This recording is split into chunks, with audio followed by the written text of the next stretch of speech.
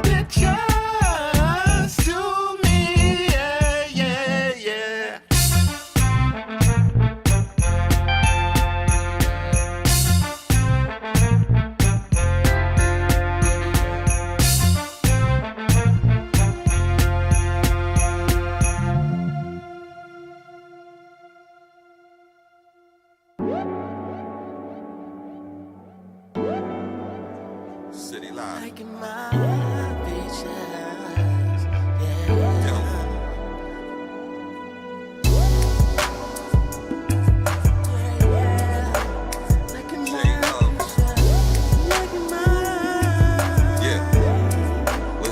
yeah. I met this chick named Pam, body was ham, hard as a motherfucker. I was like, damn, clicked on her page, I thought it was spam. She too damn perfect, I hope she not a man. Damn, as I'm scrolling, checking out her timeline, peeping out her story, and damn, she fine. Now I'm thinking about wishing I could rewind time, straight 20 piece. I mean, she a dime. I was at the crib, rolling up some swishers, phone dry as hell and I need a few bitches. Started out slow, I was sipping me some liquor, and next thing you know, she started liking my pictures. Yo, I couldn't wait to tell all of my niggas. They asked me how I met her, she was liking my bitches. We met, had sex, mad hugs and mad kisses, and that's how I met her, she was liking my pictures. Yo, body is delicious, now she on the hit list. Asked me how I met her, she was liking my bitches. Now I'm at home, I'm cooking, she washing dishes. Asked me how I met her, she was liking my pictures. Yo, body is delicious, now she on the hit list. Asked me how I met her, she was liking my bitches. Now I'm at home, I'm cooking, she washing dishes. Asked me how I met her, she was liking my pictures. I met a chick named Jamanica, she was from Delanica. Booty was big, she played me like a harmonica. Came off the top like a yarmulke. Body so high, she blew the heat off the thermometer. She looked so delicious, she was something vicious. All it took for her was started liking my pictures. I slid in a DM, I was like, GM, good morning queen, I'm hoping we can see when we can link up and pull some drink up, light some stink up and tear the sink up. Yo, I swear to God, my intentions were malicious until she commented with lips and mad kisses. Needless to say that we handled our business. That's all because she was liking my pictures. Shorty fine as hell and her body looked delicious. And asked me how I met her, she was liking my pictures. Yo, body is delicious, now she on the hit list. Asked me how I met her, she was liking my pictures. Now I'm at home, I'm cooking, she washing dishes. Asked me how I met her, she was liking my pictures. Yo, body is delicious, now she on the hit list. Asked me how I met her, she was liking my pictures. Now I'm at home, I'm cooking, she washing dishes. Asked me how I met her, she was liking my pictures. Liking my picture. You liking my picture. Yo, body is delicious, now she on the hit list. Asked me how I met her, she was liking my pictures. Now I'm at home, I'm cooking, she washing dishes. Asked me how I met her, she was liking my pictures.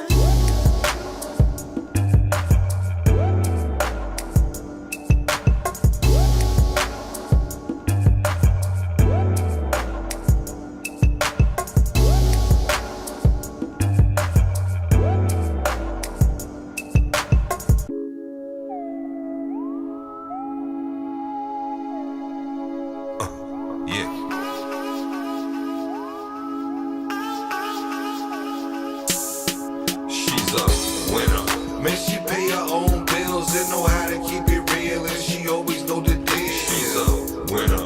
She know how to get that dough, and she stay on the low, and she is not a hoe. She's a winner. And she better than the baddest, in her face card her status, and she better than the match. She's a winner. And she always stand on business, and you better call her missus. God is my witness. She's a shorty, she a winner. When we go out for dinner, everybody looking like, how the hell he get her? Yeah, she a boss, so I let her do her thing. Yeah, I call her queen, cause she moving with a king. She gorgeous and classy, that's an ill combination. Every few weeks or so, we take a vacation. If pretty was a crime, baby, you would be a felon. These lame spit game, but you ain't buying what they sellin'. Yeah, you look good and hella bad, flyer than a helipad. Them other chicks ain't like you, that's why they hella mad. All you do is win, boo, I see what you into. Your man ain't 10 toes and cut him like a ginsu. I admire the way you inspire. My day of love is fire. You my babe, so I require you stay. I'm professional, exceptional. I am no beginner. I treat her like my dinner, cause shorty is a winner. She's a winner. Man, she pay her own bills and know how to keep it real, and she always know the deal. She's a winner. She know how to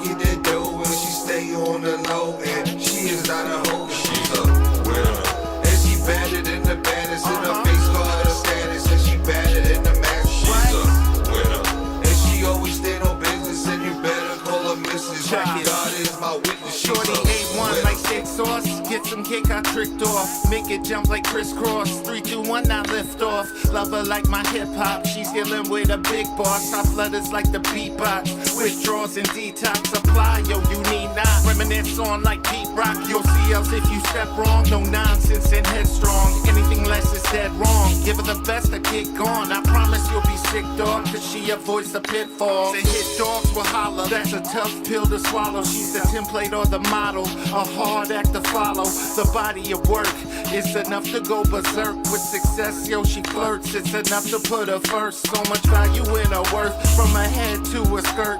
She make her own money. Put more bread up in her purse. Coming broke, it will get worse. Financially well versed. Disrespect her and your curse. Guarantee your heart will burst. She's a winner. Man, she pay her own bills and know how to keep it real, and she always know the deal. She's a winner. She know how to get that dough, and she stay on the low, and she is not a hoe. She's a winner. And she better than the baddest, in her face card her status, and she better than the max. She's a winner. And she always stand on business, and you better call her missus. God is my witness. She's a winner.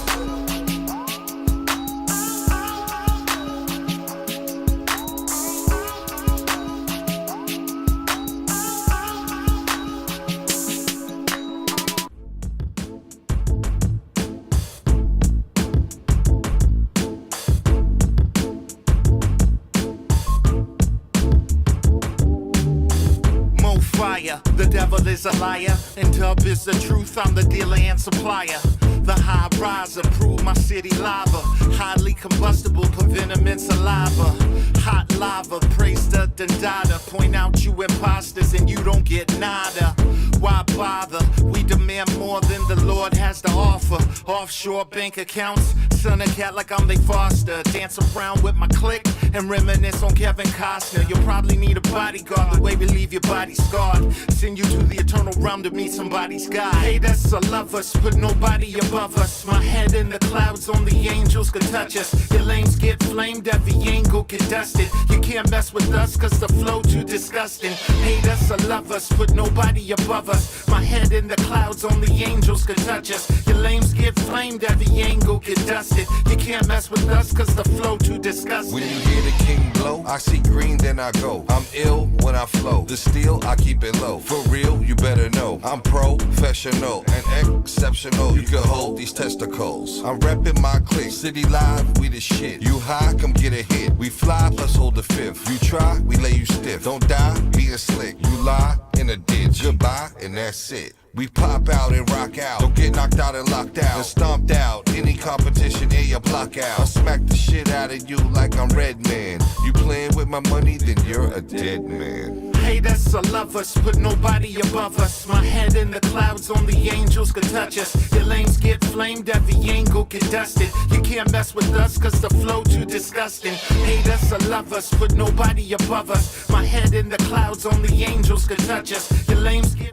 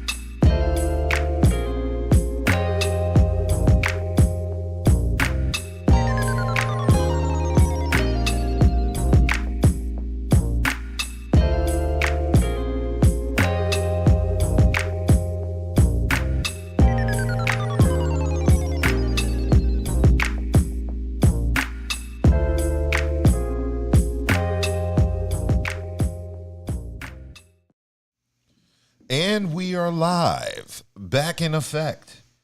It is the effing podcast. It's only us two tonight. I will be your host, B-Dub. Alpha Dog. Yes. Branson may join us later tonight. Who knows?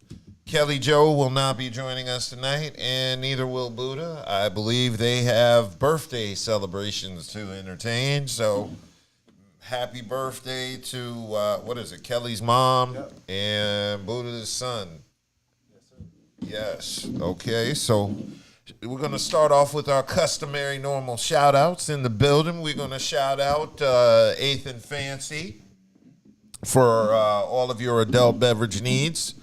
We're also going to shout out Dank Drinks for coming through last week, blessing us with the dankest of drinks. And we also have Crimey Dealers.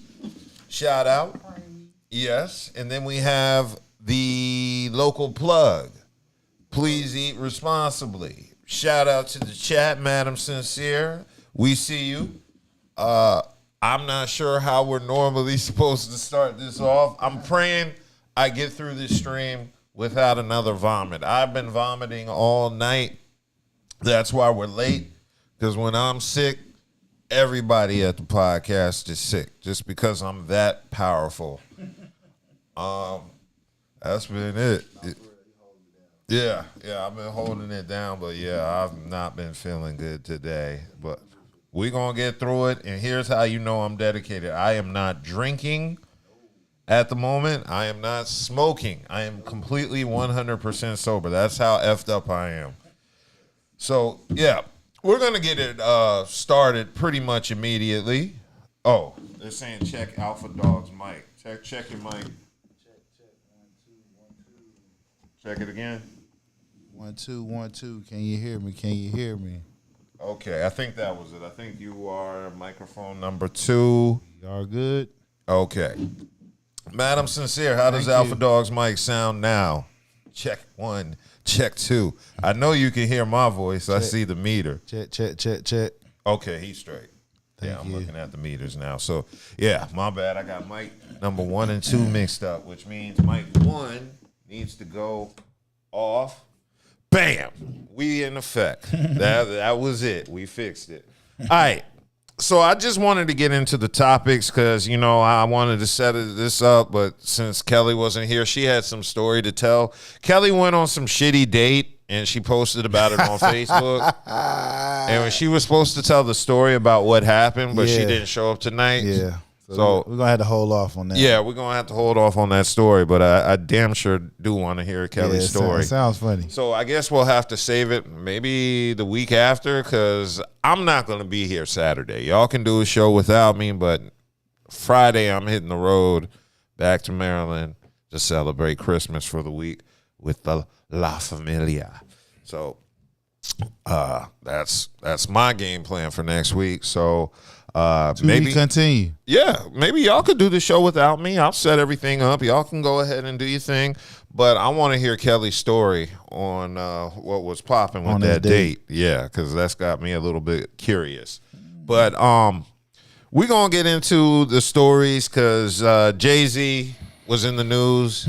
Jay-Z has been in the news. I think people are ready to crucify this man. They are just waiting for an excuse. I mean, they ready to crucify in my eyes, any black billionaire. Period. Yeah. Oh yeah, they want all black billionaires. If you black with money, you're a target. So yeah, for those that aren't aware, Jay-Z has been accused of grape.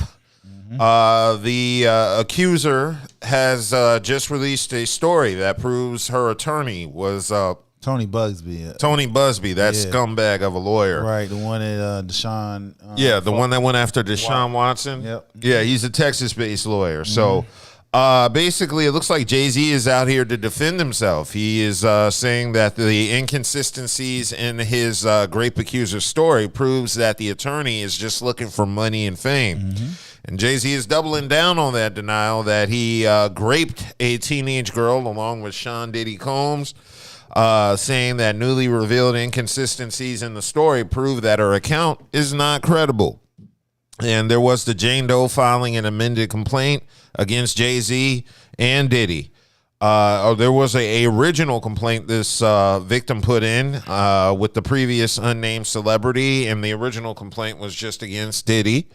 And then the victim allegedly went back, amended the complaint to include Jay-Z into it. So apparently the victim was 13 years old at an after party for the MTV Music Awards in 2000. Now, how a 13-year-old gets inside of the Music Video Awards, no ID, no nothing. No nothing. Does this person clearly look 13? Obviously, we don't know who this person is. But I heard just a rumor that the person was autistic. So they're saying it was an autistic 13-year-old girl. Right. Which, so if that's the case, then how do a autistic 13-year-old smart enough to get in an adult? That's what I'm saying. I don't know. My thing is the rules have changed. Yes. And clearly we see a two-tier justice system, and it's so deep. It's a billionaire. Yes. Can't even get out. You know what I'm saying? But we got two of them. Andrew Crombie, he was charged with the same thing. He out. Yes. One of them, he's a president. You know what I'm saying? You know what I'm saying? So I'm just like, but the thing that's really disheartening about this whole thing is our own people is doing it. Yeah. You know what I'm saying? It's like, do y'all not understand it's a bigger picture? Now, that's not to say that some people it hits home with some people because they've experienced this traumatic. So, of course, they're going to feel and think totally different. But I want people to caution here. You know what I'm saying? Just look at all of a sudden this wave of, it's almost like modern day lynching. Yeah. You know what I'm saying? That here you are, you got a convicted felon that's the president of the United States. Of course. He's attempting to get pretty much sexual predators into high positions, law enforcement positions on top of that. Of course. And one of them just got out of prison, get him in the trade commission. But here we are, we have a black man who's never been convicted of anything. He can't even get a bond. Nope. He's automatically deemed no convictions, none, billionaire. He's automatically deemed as a predator. He has a problem to society. You know what I'm saying? Exactly. So they're trying to make him seem like a public menace, right? When he's actually not. And he's not. But again, though, I just listen to how our own people jump on that bandwagon. You feel what I'm saying? And again, this is not nothing like us as a community didn't know what Diddy was doing. It's been talked about for years. I mean, the celebrities in the know knew what Diddy was doing. I mean, outside they kept it in the house. Yeah, but actually they didn't, though, because if you really go over the years, over the decades, a lot of celebrities, from comedians they have talked about it, from interviews to even stand-up comedians. Yeah. They've had crack jokes about it. You know what I'm saying? So the thing about it is, it just, this lynch mob. Yeah. You feel what I'm saying? Now we add another billionaire. You feel what I'm saying? How many billionaires is it going to take? And see, what y'all not understanding is, when it comes to making laws, it's all about who got the money. So if we have no billionaire, all our billionaires that we have, right? They're not even cracked the top 100. Yeah. Not even the top 75. We have no black in the top 50, top 25, top 15, top 3. So do y'all not understanding where I'm going with this? Exactly. Now, another initial complaint that the victim stated was that she asked her father to pick her up after she was allegedly assaulted. Which the father said he has no recollection of that. Father says he does not recall picking her up. The victim also said that she spoke to a celebrity that night to let her know that she was raped, but the celebrities that she alleged that she was talking to said they were not in New York at the time of her allegations. So you have a father who doesn't recall picking her up after being assaulted, and you have celebrities she claims to have talked to that weren't even in New York City at the time of the alleged assault. So now we have some serious holes in these accusations. And this is just a pure shit show. Really, at the end of the day, they're standing by the accusations from this lawyer. The lawyer's expecting some sort of money from Jay-Z, and Jay-Z is going to double down and not get off that money. He's not giving that dude a cent. Right. And he's going to do his best. I think Jay's going to turn the tables and sue this guy. Yeah, I mean, somebody need to really. He's an ambulance. He's an ambulance chasing lawyer. I do agree. Because I'm just like, I'm just, again, people is, what is the saying? Innocent until proven guilty. Yep, you are innocent till proven guilty in a court of law. So that means besides personal feelings, whatever your personal feelings may have of an individual, it's innocent until proven guilty. Mm-hmm. And for someone to do something like this, that means you must have a track record. You know what I'm saying? You just don't do this out of the blue. Yeah. You've done this for years, for decades. So that means there's a track record. There's a money trail. There's somebody knows something. You feel what I'm saying? And all I'm just saying is just look at what's the big picture here. Bill Cosby, same way. He did the same thing. You feel what I'm saying? And I'm gonna take it any further. Why Diddy is caught up in this? Because remember, he tried to sue the Ciroc, liquor company. Ciroc. Yeah. He wanted to buy part of Ciroc and they wouldn't sell him. And he sued him. Plus he called them racist. You know what I'm saying? So that all went public. And then not too long after that, all of this started to come out.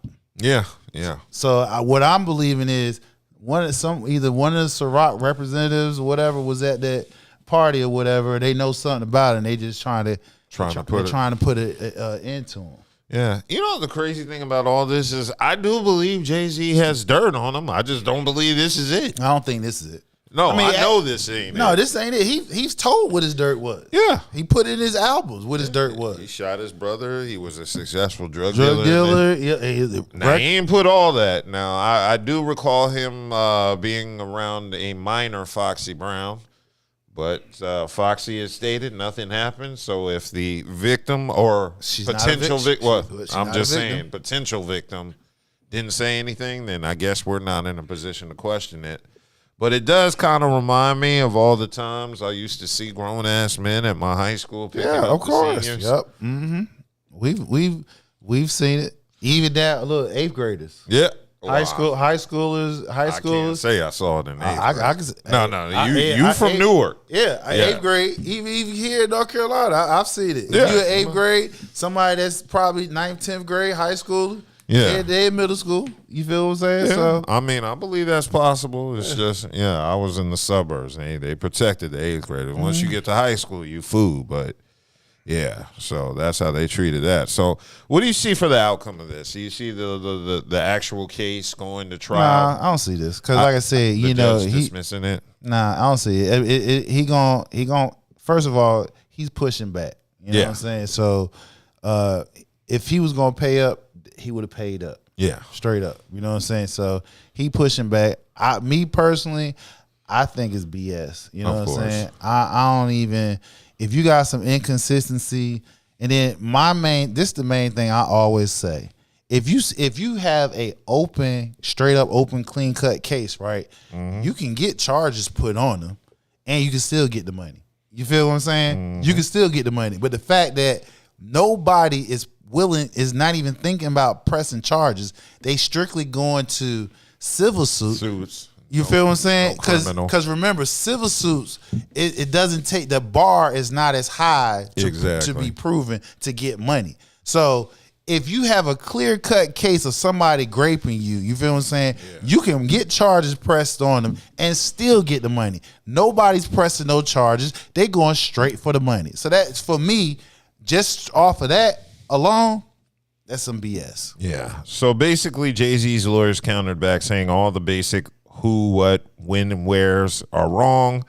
And it looks like when pressed, the plaintiff admitted she was guessing about a lot of key details, and she admits she has no single cooperating witness over the last 24 years. None. So it looks like this sounds just like a shot in the dark. They're just trying their best to get some level of money out of Jay-Z, some notoriety off his name. And think he gonna cave under pressure, which Again, I don't see that this how you know is nothing to it, because the NFL would have separate themselves immediately from him. Yeah, and the NFL came out and supported it, Jay. Exactly. You know, Roger Goodall, he's ready to cut niggas off. Exactly. So them good old boys, when it comes messing with fucking with their money, nah, they ain't playing that. You feel what I'm saying? So that's why I say, you know, this is all it is just it's a lynch mob that's going on. They attacking all the black billionaires and stuff like that. And like I said, there's the bar, and it's wicked when you got somebody that has money, power, and respect. He can't get out. You feel what I'm saying? Yeah, so that's a crazy situation with Jay-Z. I don't think it's real. But I definitely know one situation that is real. We did have former stripper, convicted killer, and previous victim of the alleged Duke Lacrosse assault back in 06. Crystal Mangum has finally confessed to lying about being raped by the Duke Lacrosse players in 2006. And we have the video queued up. And I testified falsely against them by saying that they raped me when they didn't. And that was wrong. And I betrayed the trust of a lot of other people who believed in me.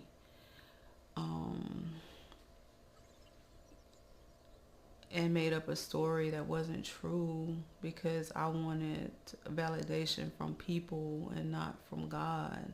And that was wrong. And I hope that they can forgive me. Yeah. So, do you think they'll forgive her? Oh, yeah. See, the thing about it is, once you get notoriety, right, it's a numbers game now. You're going to have your detractors who can't stand your guts, whatever case may be. You're going to have those that are going to be like, hey, they believe her. She used the key words. She said, I'm sorry. And she said, God. So anytime you admit you and say God in the same sentence, somebody will be like, hey, I guarantee you after that interview she did, she got over thousands of letters. People done sent money to her. She got pen pals, all that stuff. You know what I'm saying? And it's not saying that she don't have the people that don't like her, but when she said, I'm sorry, and God, yeah, that changed the whole game up. Now, this interview happened on, looks like an independent media outlet, Let's Talk with Kat, which I guess is a podcast locally here in North Carolina. And it was done at the North Carolina Correctional Institution for Women, where Crystal is at for the convicted murder of her boyfriend. She went to prison for a second-degree murder of her boyfriend in 2013, and that's why she's there now. Now, this case was crazy because it happened in 06, and I was living in Durham in 2006, and me and Buddha lived across the street from each other, and all the homies apparently knew this stripper because I guess she was big at Brothers. I don't recall seeing her at Brothers. I would have remembered her if she was there. But, yeah, she was a lot of people knew her once the name got out of who she was. Now, I can say this is a prime example of whenever feminists say believe all women, this is one of the main reasons why you can't believe all women without, proper evidence. Investigation. You got to do an investigation. She lied. There were certain inconsistencies I felt weren't truthful back when this happened, but of course I didn't think it was right at the time, being a 25-year-old man, to speak those out publicly. I wasn't the confident guy I am, so if people jumped on me, then my spirits would have been crushed. So that's why I never said anything. Plus, I wasn't podcasting back then, but... Yeah, so this is some serious shit. She has never publicly stated she fabricated the allegation before. Even though they was already everybody knew. Even though they was already exonerated and yeah, not guilty. She came out and said it herself. Yeah. Now, unfortunately, there is no going to be any prosecution for lying under oath, since the statute of limitations on those charges is only 2 years. So she made it to 2008 without getting convicted on those charges. She'll never have to deal with them. And this comes nearly 2 decades after the lacrosse players have been ruined. So there's Which technically they're not ruined. well, yeah, they're still white, and they'll still. Yeah, they not I don't even know who they are anyway. If they walked right across the street from us, I wouldn't be like, "Hey, you're the guys that were falsely." I don't even know what they look like. So yeah, I do remember Mike Nifong. He was like Durham. Durham DA. Uh-huh. Yeah, he was convinced there was a sexual assault that took place and it was racially motivated. So, yeah, obviously this makes it hard for future victims, but also gives me, like I said, the fuel I need to speak against believe all women, which is, to me, the craziest thing you could have as a feminist to as a slogan. Right. Yeah, I don't understand how you can make that a slogan and actually enforce it. Everybody knows, You got the history of men falsely accused. We got men in prison now being falsely accused of a crime they never committed. And, as a man personally and experience some things, it's really disheartening to where the laws doesn't really protect the men. You know what I'm saying? Yeah. And then and depending on what your background is, you're not going to use the law because if you have a background, you know what I'm saying, if you have a history or whatever case may be, they're going to disregard what's going on now. They're going to focus on what happened in the past. And it's like, that happened X amount of years ago. Let's talk about now. You know what I'm saying? So, the laws, it doesn't even favor men. You know what I'm saying? Especially if you're bigger or if you have a criminal history. So, like I said, there needs to be a lot more due diligence when it comes to these type of cases, to where you have to do a thorough investigation, because, like I said, you don't want people to be charged with crimes that they shouldn't be charged with, especially if they're not the instigator. Mm-hmm.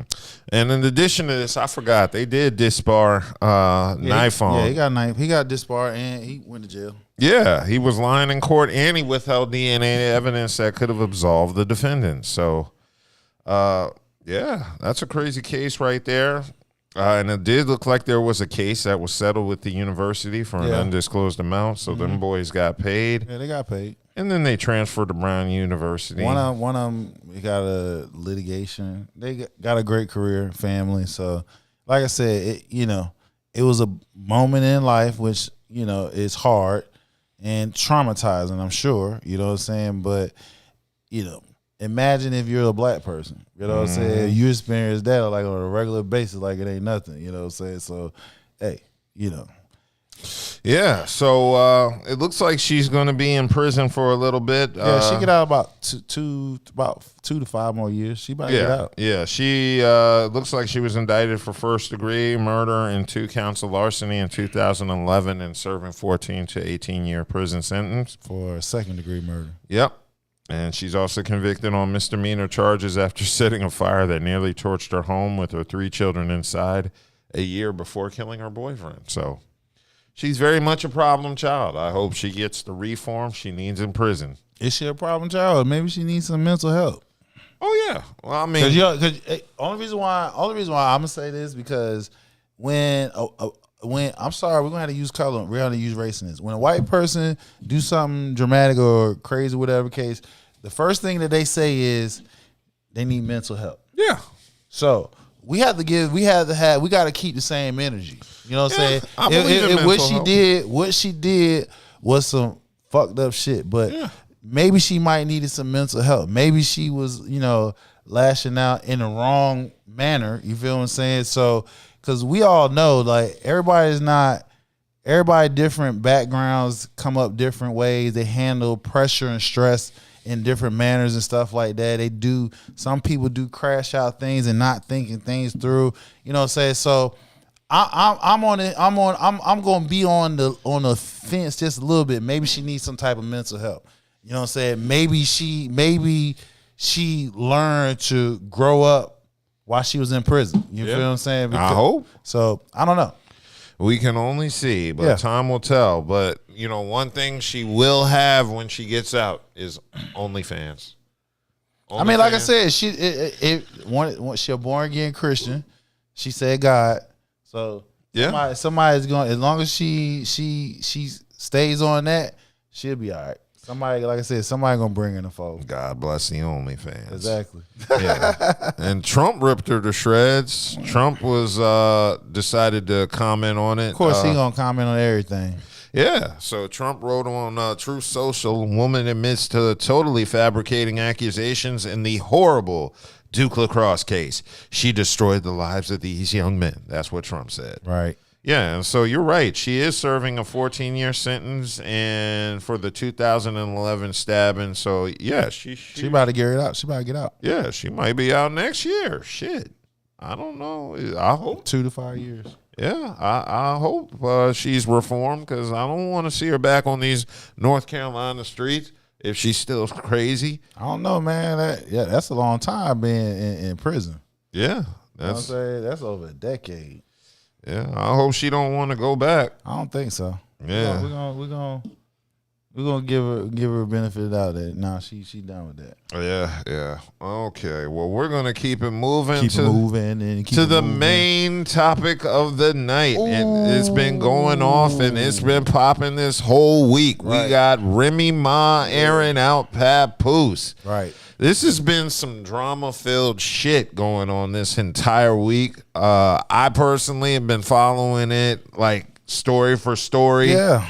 And yeah, they airing out a whole lot of shit. Yeah, this is getting very messy, and this disappoints me because now I have to scratch talking to women from prison off my list of potential places to find suitors. I mean, if anybody knew any better,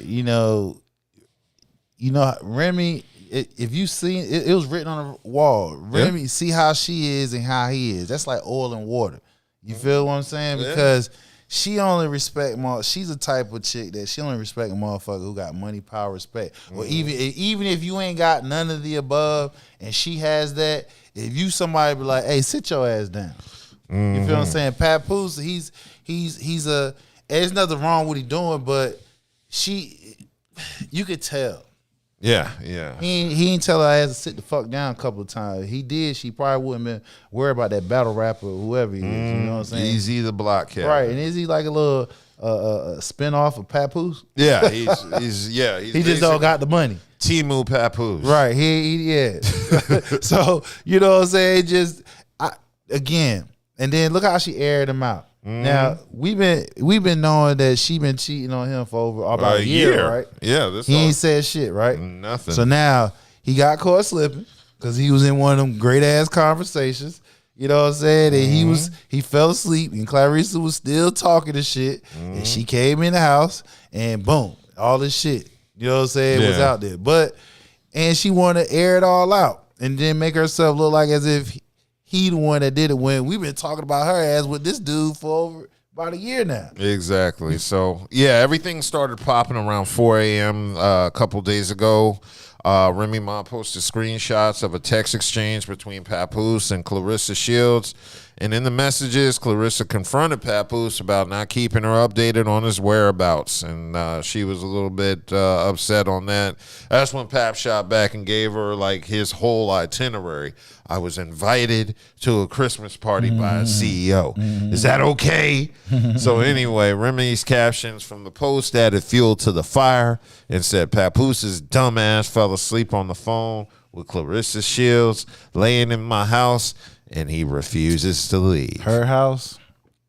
This bitch supposed to be a world champion boxer. I'm just saying, her house, like he got money. You know what I'm saying? And remember, you was locked up for 6 years, so he was getting money while you was the whole entire time. So the fact that she said my house, like you talking to him like he a broke nigga. Yeah.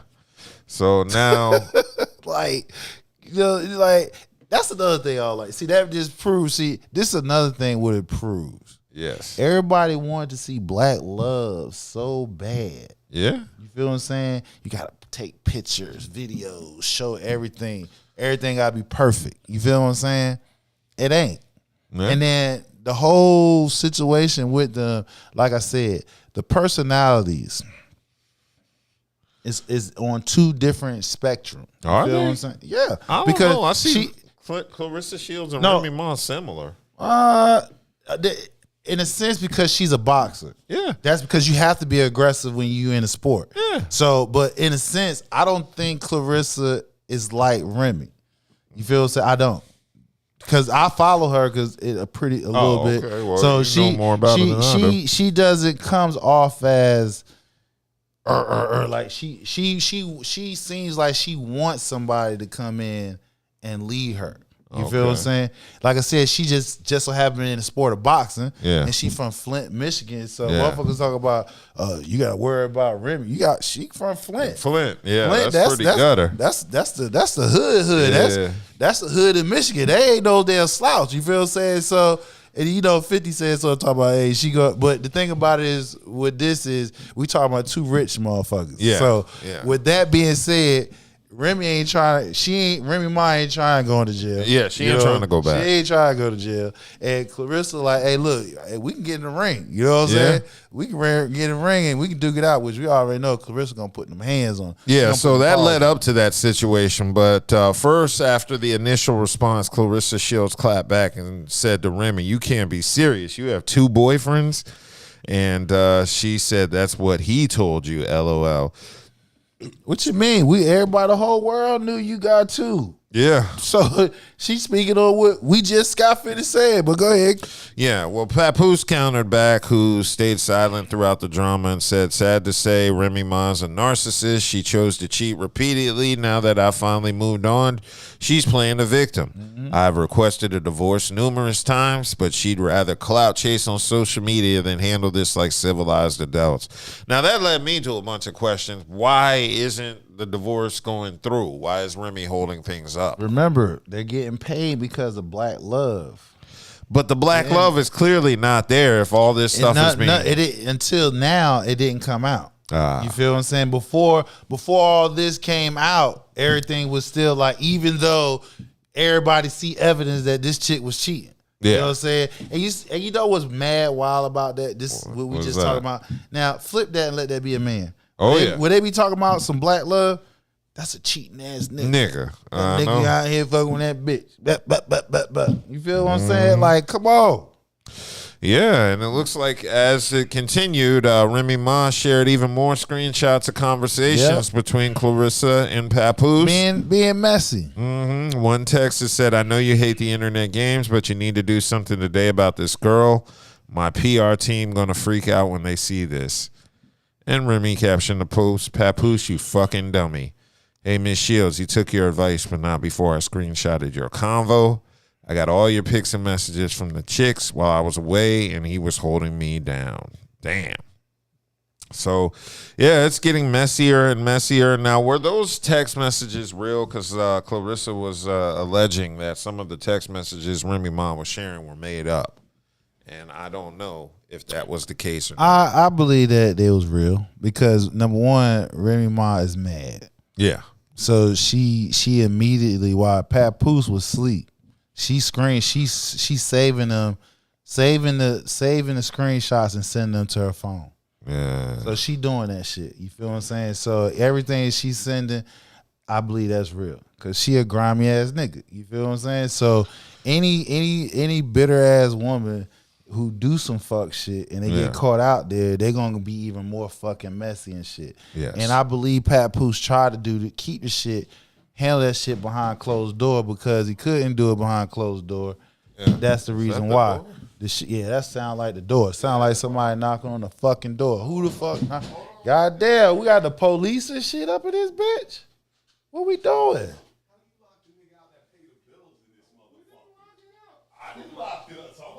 Nigga, we got a motherfucker up in this nigga knocking on the door like he the goddamn police. It's the owner of the motherfucking house.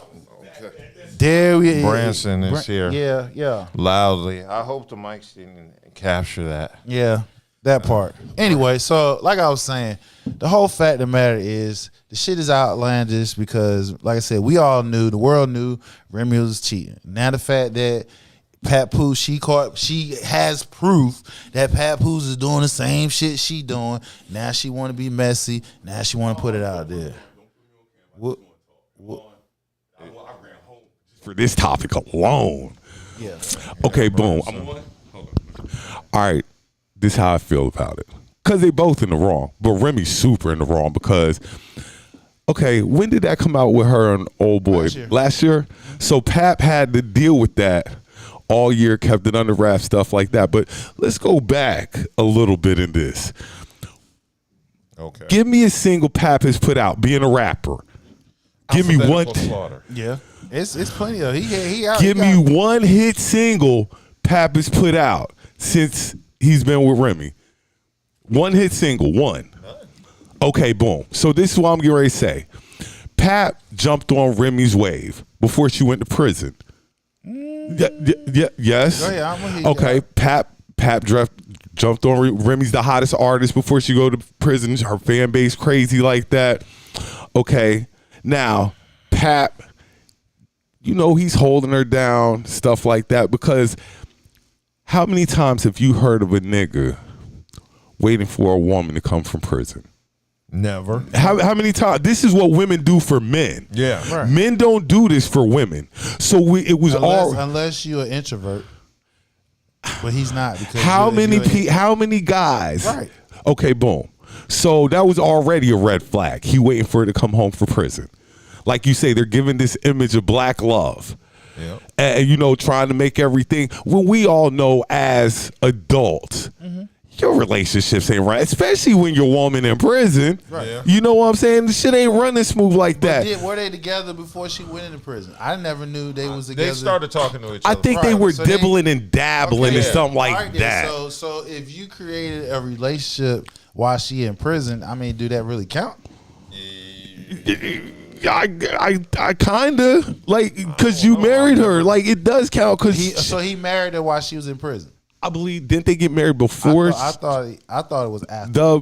Could you do They got the married after prison. I thought it was after prison? Okay, well he's you know because when Remy He come just out, held her down, made sure he came and visit her. But this is what had he- the money on the books. this what That's I- not saying she ain't had other niggas come see her. you're right. But this is how I see it because you know every female every female fan is waiting for Remy She to a come nigga. home. So you gotta understand, she ain't no woman. She But thinks what I'm like a saying nigga. is every because she's the hottest female artist at the time. I think when Is she she? goes to prison. Really? Well, She's who one else of them. She's one of them. them. She's Okay, one all of the right, hottest was female Lil' artists. Kim. So Yeah, when Lil' she Kim, gets you out, had Lil' Kim, Queen Latifah was still buzzing. so when she gets out, everybody, especially the females, are waiting for Remy to drop. Which you know, Remy, where that album at? You still ain't gave us an album. Right, You and she- Fat what- Joe what had an album album She gave us one album. She did. I don't recall. with Fat Joe, but where's your The album? only thing I remember her she did was Lean Back. She got conceited. She got Oh a yeah, reason. yeah. What was? Okay, if that, but So technically, neither one has been making no music. Nah, not really. and then just go because when she comes out of prison, she's probably at the peak of her career. Yeah. She opened a store down here. Yep. Which it didn't last long. But that's what I'm saying. So Pap is riding her wave. Is he riding her wave? She got he 3 albums out, didn't he? does she? Yeah. Oh, I'm sorry. I mean, There's something about Remy. There's Plata, Old Plomo. See, that lets you know how no trash hits. They are. I don't No think hits. 7 one Neither time, one of them 6 drop summers. hits. All her hits are with Terror Squad, except for Conceited. Right. Conceited was, but to me, like I mean, Pap. he be writing for other artists Oh, too. no doubt, no so doubt. it's not like he's not They said he wrote Sheether. right. It's not like he's not getting money. To me, that was her biggest claim to fame after Lean Back. Sheether, when she dissed Nicki. Okay. Like I say, to me, Pap, both of them are in the wrong. Yeah, But to me, He's Remy, in the wrong now. Because Now. it's I think- out now, I think- I but think- we knew about this shit. I with, think with both Remy. of their intentions were, but no, Remy, for me, it's like her shit been out for social a year, though. media shows your character. And to me, when Remy did that, that just shows me your character because this dude kept didn't it say quiet. nothing, ain't Yeah, say he kept 2 it words quiet. about He what kept- you he were kept it doing. quiet. He did his thing. Right, and you know, sit here want to be messy about something everybody's that going doing. now that the cat's out the bag. You trying to expose my boy, Right. which is like we were talking Which about is the other sad day. because it shows it you chosen right.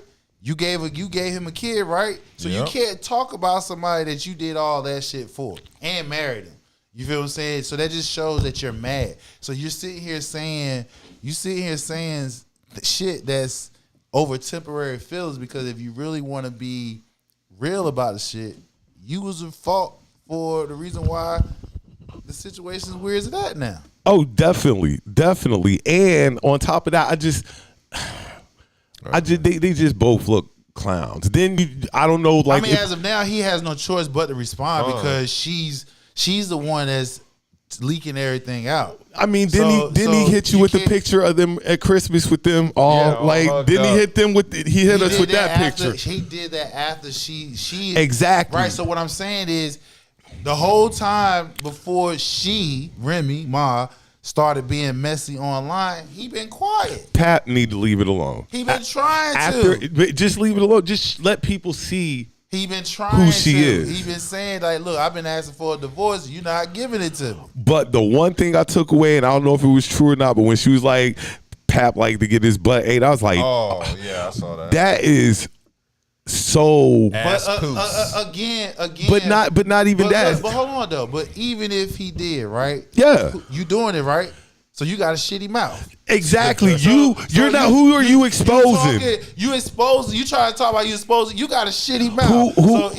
So easy eating a shitty mouth. Who are you exposing? Kissing a shitty mouth, Remy Ma. Who are you exposing in this situation? Herself, She's exposing herself. It was really, like I said, allegedly. I don't know if it was true or not. But when she did that, I was just like, look at the character of this person here. What you mean? Because she posted all her shit, so she did it. Because on top of that, like you know, got mad because he's doing something that you're doing. This is your partner. What's done in the bedroom, regardless, guys will be like, regardless of what your partner she did not dishes the dirt on you. She embarrassed herself. Yeah, she did. Because she got a shitty mouth. She That's did. all. Yeah, so every fucking word she say, shit coming out that bitch. So the nigga that be kissing her ass, he be kissing a shitty ass breath. Shitty nigga. So I that was the part that caught me like battle rappers should be battle rapper easy shitty breath. Yeah, easy the shit. Oh, you know that's going to be Easy it. He can't battle rap no more. You spitting out her shitty ass lyrics. He can't battle rap no more. He can't battle rap no more because it's too much stuff involved in this for him to try to get back into. That's what happened when you talk too fucking much. You just told on yourself. So you ate his butt out. All his shit crumbs out, right? And you kiss an easy battle rapper, shitty, easy email. Ass Poose. And then, I mean, if we gonna keep it real, like Pat kind of upgraded and she downgraded. He did upgrade it. He upgraded. Pap upgraded. He got a premium steak and she got a fucking hamburger. You know what I'm saying? At the end of the day, he got a world champion who got a movie by girl come out in a few weeks and shit like that. Like, come on. He upgraded. Yeah, Pap upgraded. She downgraded because he upgraded. Because see, her steak at one point was so high, she probably could have gotten kind of any guy she wanted. Kind of. Who that? Remy. She could have had a higher selection than the one she got now. I'm gonna tell you why. Because her imagination doesn't go beyond hood. She was locked up for damn near, what was it, attempted murder? Six. That automatically, that was. And like I said, what man waits for a woman to get out of prison? Never heard of that. You got a few out there. I don't know any. You got a few out there. I'm sure that I came across two of them. I couldn't do it. I came across two of them, and I'm talking about. Look, these niggas here. Look, I'm gonna tell you how real it is. It's more than one is out here doing this shit. Oh, I'm sure. These niggas, this nigga here, him and the girl stay in the house, right? Yeah. And he stay in one part of the house, he stay in another part of the house. Now he's paying the bills, majority of the bills, whatever the case may be. He pretty much act as a father figure to the kids and everything. Meanwhile, old girl, she fucking whoever she want to fuck. Yeah. You feel what I'm saying? Living the life. Right. Now, naturally, he don't like the shit, of course. But what can he do? Right. He stayed there. He deal with it. Now, in return for him doing what he do, occasionally she give him some sympathy pussy, suck his dick and shit like that. That keeps him in. You feel what I'm saying? That keeps him locked in. Yeah. So now, but she still tells him like, hey, look, you still can go off and fuck who you want. You know what I'm saying? Meanwhile, she doing her thing. You feel what I'm saying? So there are guys out there who live like that, and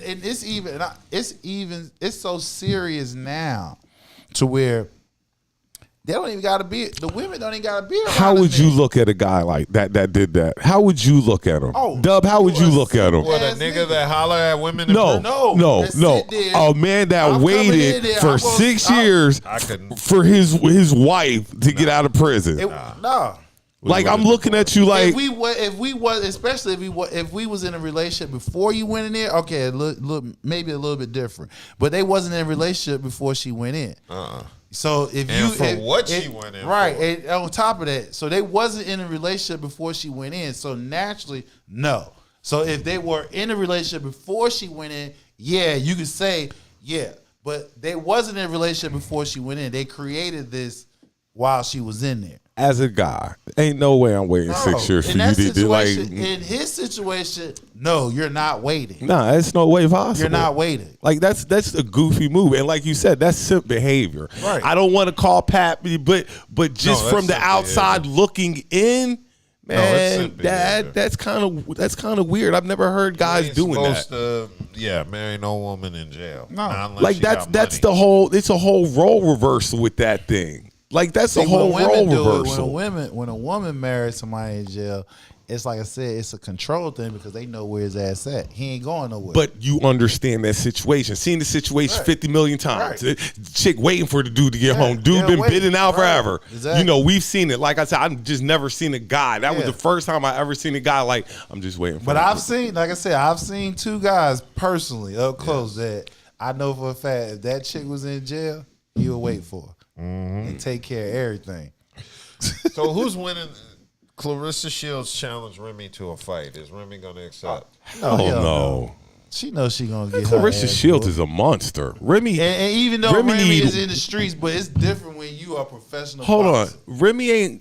Remy got guns and That's- blades and stuff like But she that. ain't doing that shit. She 'cause ain't nice trying- with her hands she like ain't that. doing that shit because she ain't going to Clarissa jail. Shields, I seen her beat bitches' asses. They ass. I seen her beat their asses.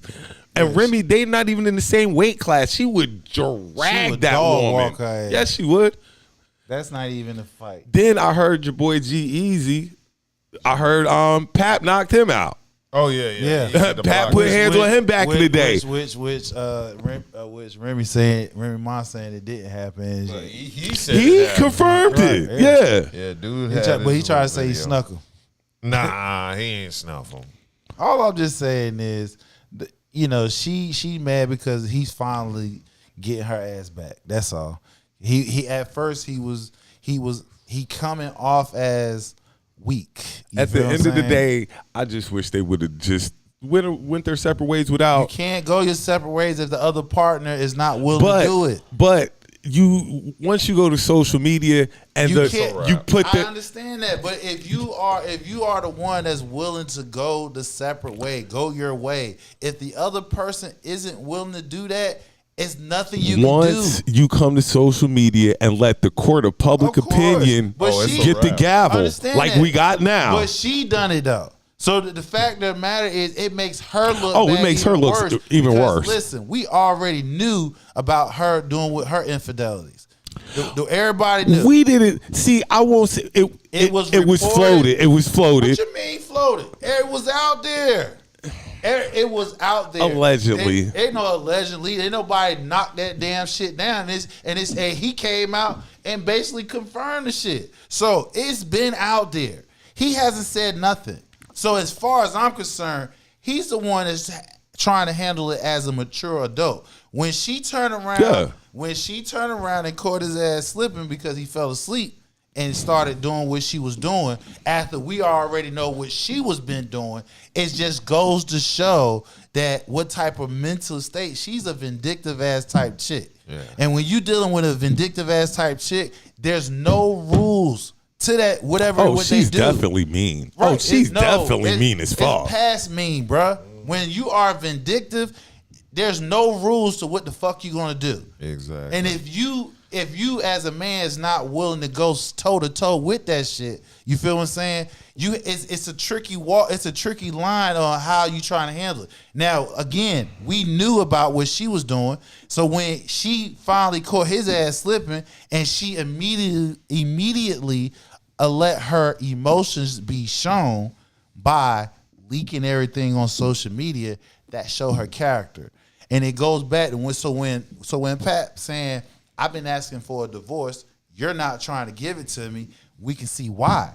She's a vindictive ass chick. Yeah. I would even go as far as she would try to keep his daughter away from her. That's what type of chick she is. Well, not even that. Like I said, Pap had to sit on this G-Eazy thing for a year. Yeah, like, he ain't say nothing. Acting like he ain't say shit. Going, like but when he said I've been asking for a divorce and you're not trying to give it to me. Yeah, I believe that shit. Oh yeah, 100%. I believe it. He been trying to handle so the whole year while everybody saying what's being known, that's obviously known, he been asking her for it. She doesn't want to give it to him because it might, in a sense, based off what you saying, if that's the case, she might be one that is the breadwinner between both of them. So if that happens, then that means he most likely gonna get some money. He gets some. Oh, he is. He got to be the breadwinner. Like I say, he's got to be because. No, he's the breadwinner. No. That's why I meant she's got to be the breadwinner because she's the only one we've ever really loving hip hop. Right, it's Remy. Right, everything is. I mean, we knew about Pat. If you were underground, you knew about Pat. Of course, but if you're a true hip hop fan, remember when we were having the who was married to Cardi Takeoff? Yeah, I was like, Takeoff was going to be known as Cardi B's husband. That's Pat. Pat has always been known as Remy Ma's husband. He's never really been known as Pat. No. He's never really been known as Papoose. Maybe in the beginning when he first started, but after that, alphabetical slaughter. But once he got married to Remy, he was Remy's husband. He was no longer Papoose. Yeah, but what I'm saying though, but before he got with Remy, Pap had his own name though. He did. Because if you're a true hip hop fan, I knew about him, bro. I knew about him before he got with her.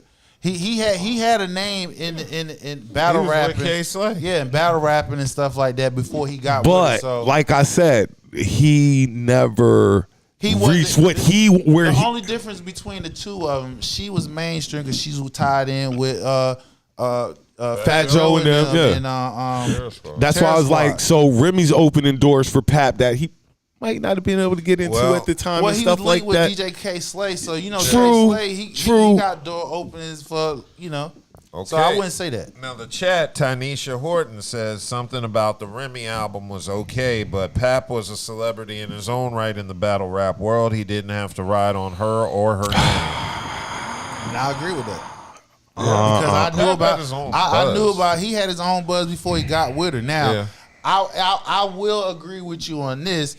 When he linked up with her, got married with her, it did help boost this shit up even higher. I agree with like that. How when we say who helped Jay-Z or Beyonce, it's like, but no, when it was they helped each other. That's what I'm saying. But in this situation, Remy, I think it's both. They help each other. Because again, he had a name in underground. Yeah. She had a name because, like I said, Terror Squad. So she was already on mainstream. So of course, linking the two, you're boosting both credibility. You feel what I'm saying, on both ends. You feel what I'm saying, because she wasn't known in the battle rap world. You feel what I'm saying. So it's a different take, especially back then. If you came from underground, it seems like if you was mainstream, nigga, you was. Nah, you ain't. But like I'm saying, the biggest hits were from Remy.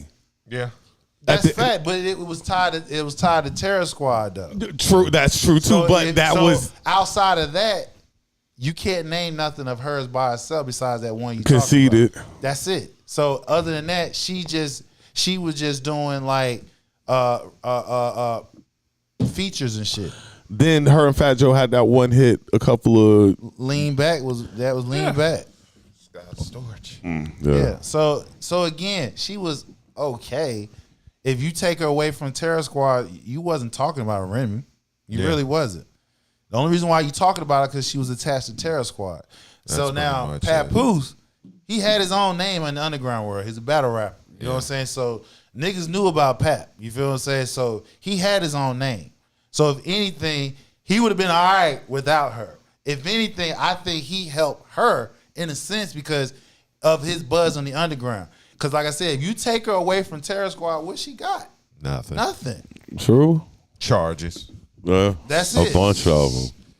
Yeah, so man, I hope that works out, man. So we ain't getting that Black Love album then. That's over. That shit Okay. was fake, man. Yeah, that Black But see, this is what happens when you put shit on social media. No, yeah, you're right. And you have to carry this image on and keep carrying Because this you image carry on. image, Yeah. when money is tied to that shit, you gotta hold on to that shit. And money was attached to that black love. Quit putting your faith in these people's relationships. Yeah. They have problems just Man, like us, and they exactly. be worse than ours sometimes. Right, exactly. The only difference is they got money to cover the shit. They on up. TV and you see them. That's Right. it. They got problems just like we got. Exactly. The only difference is they can get paid all they pain.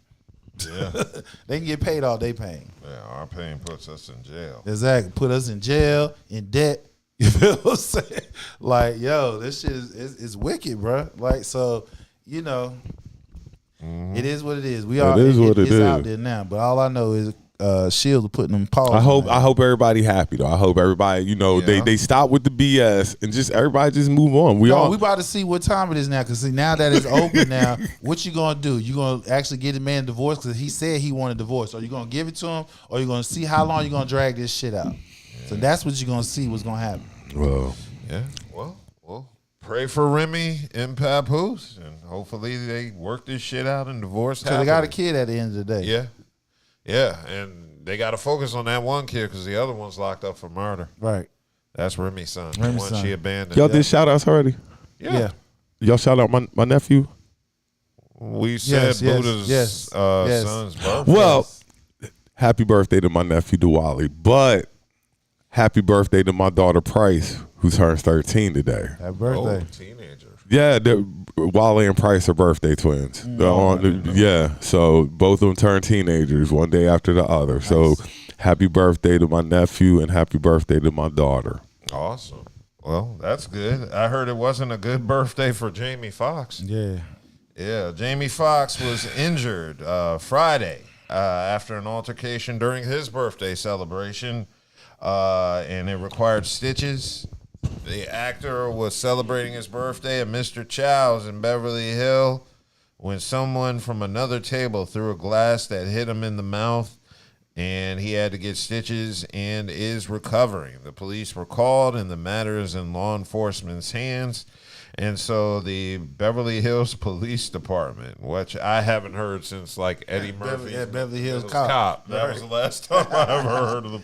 It responded to a reported possible assault with a deadly weapon at the restaurant where Jamie Foxx was celebrating his birthday Friday at 10 p.m. And it looks like officers determined that the reported assault with the deadly weapon was unfounded, and instead the incident involved a physical altercation between parties, which, of course, you throw a glass at my peoples during their birthday celebration, we might have to move some furniture, in the words of Shannon Sharp. You throw a glass...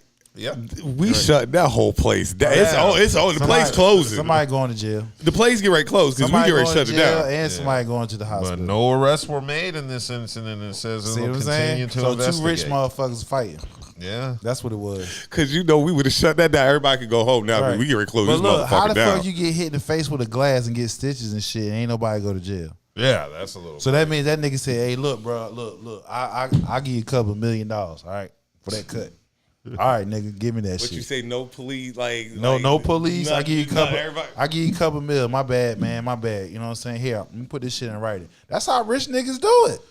God, this is a fucked up year for Jamie Foxx, boy. You almost died, get out the hospital, have a nice comedy special, celebrate your birthday, another year of life, get smacked in the face with a glass. And nobody go to jail. He got some money behind that shit. Yeah, I just want to know how somebody who threw a glass did that even happen? Yeah. How did you not even see that shit? You know what? I believe he saw that shit. Yeah. I believe he seen the motherfucking glass coming towards his ass, and he was just slow as fuck and couldn't even move out the way. I mean, the nigga's almost 60 years old. He's 57. Yeah. And he just had some issue with the brain and shit, so his reflexes probably ain't like how it used to. You ain't never hit a nigga with a bottle and he ain't see it coming? I've never hit a nigga with a bottle, period. Well, okay. I never hit a nigga with a bottle. Oh, well, I hit a nigga, sometimes they don't, look, sometimes they don't see it coming. It is what it is. But you in a high-end restaurant. That's what I'm talking about. Beverly. True. That's different.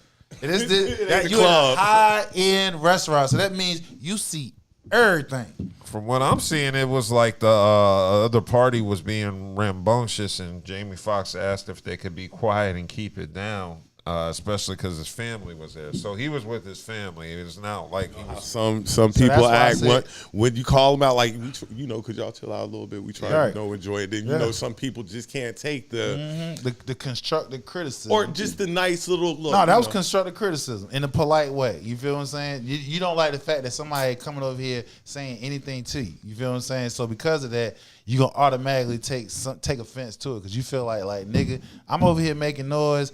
Fuck everybody. Don't bring your. Who the fuck is you to come over here and tell me shit? You feel what I'm saying? So that's how that went down. But the fact that nobody went to jail, that's all I'm trying to say. Yeah. You had a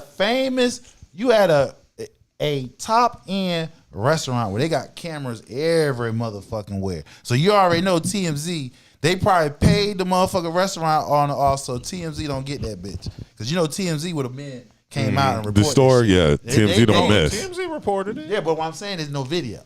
Oh yeah.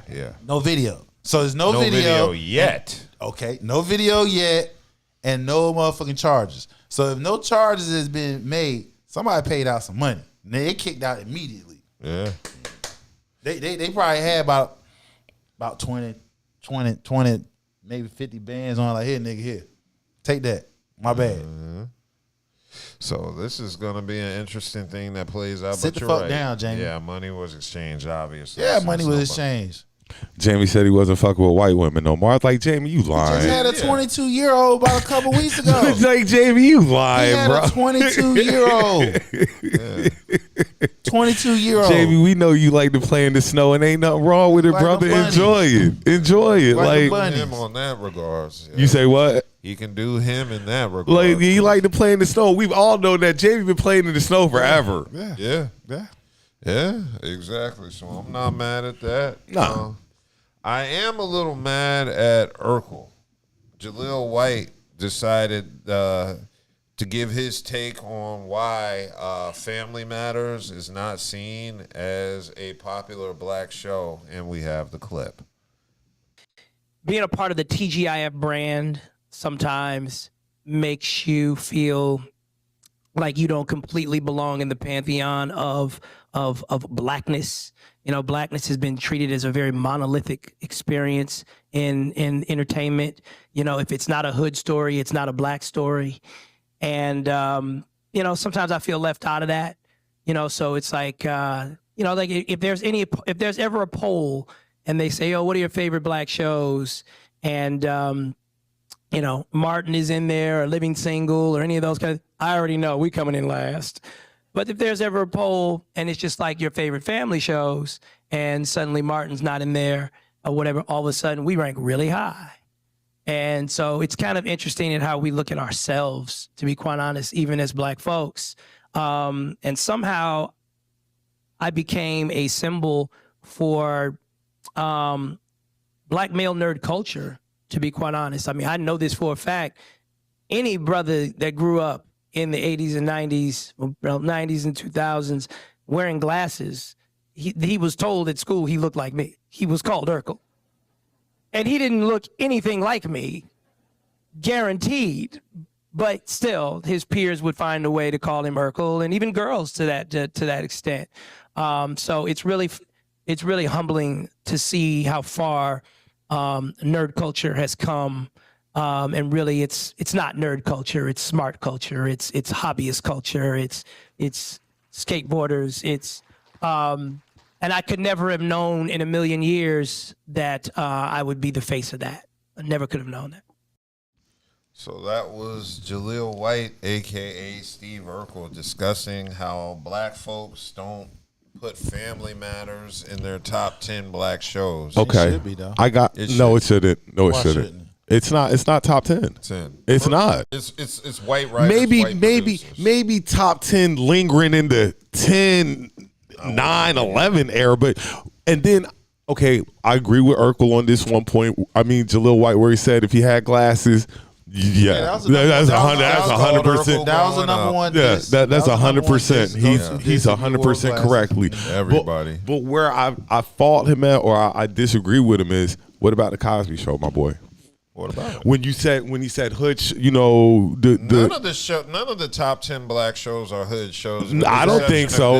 That's why when you're saying when he's saying like it should be up higher, I'm like, nah, bro, because you got it's just not a good show. Cosby, Different World, Living Single, like Martin, like you got the WB. Hell, Jamie, you could throw Jamie Foxx in. You go Jamie Foxx before him. You can go. You go Living Single. You can go Living Color. I mean, there's tons of sitcoms you get to before Family. Exactly. Definitely. That's why I don't. Family Matters was, like I said, it was made by the same people who made Full House. So you're getting Full House in blackface. It wasn't really a great show like that. It was the good. only thing that separated it and made it take off. That's the only thing that came out from that show. That's facts. Urkel and Myra. It was good, but what was my boy the Wayans, Damon Wayans? What's his show?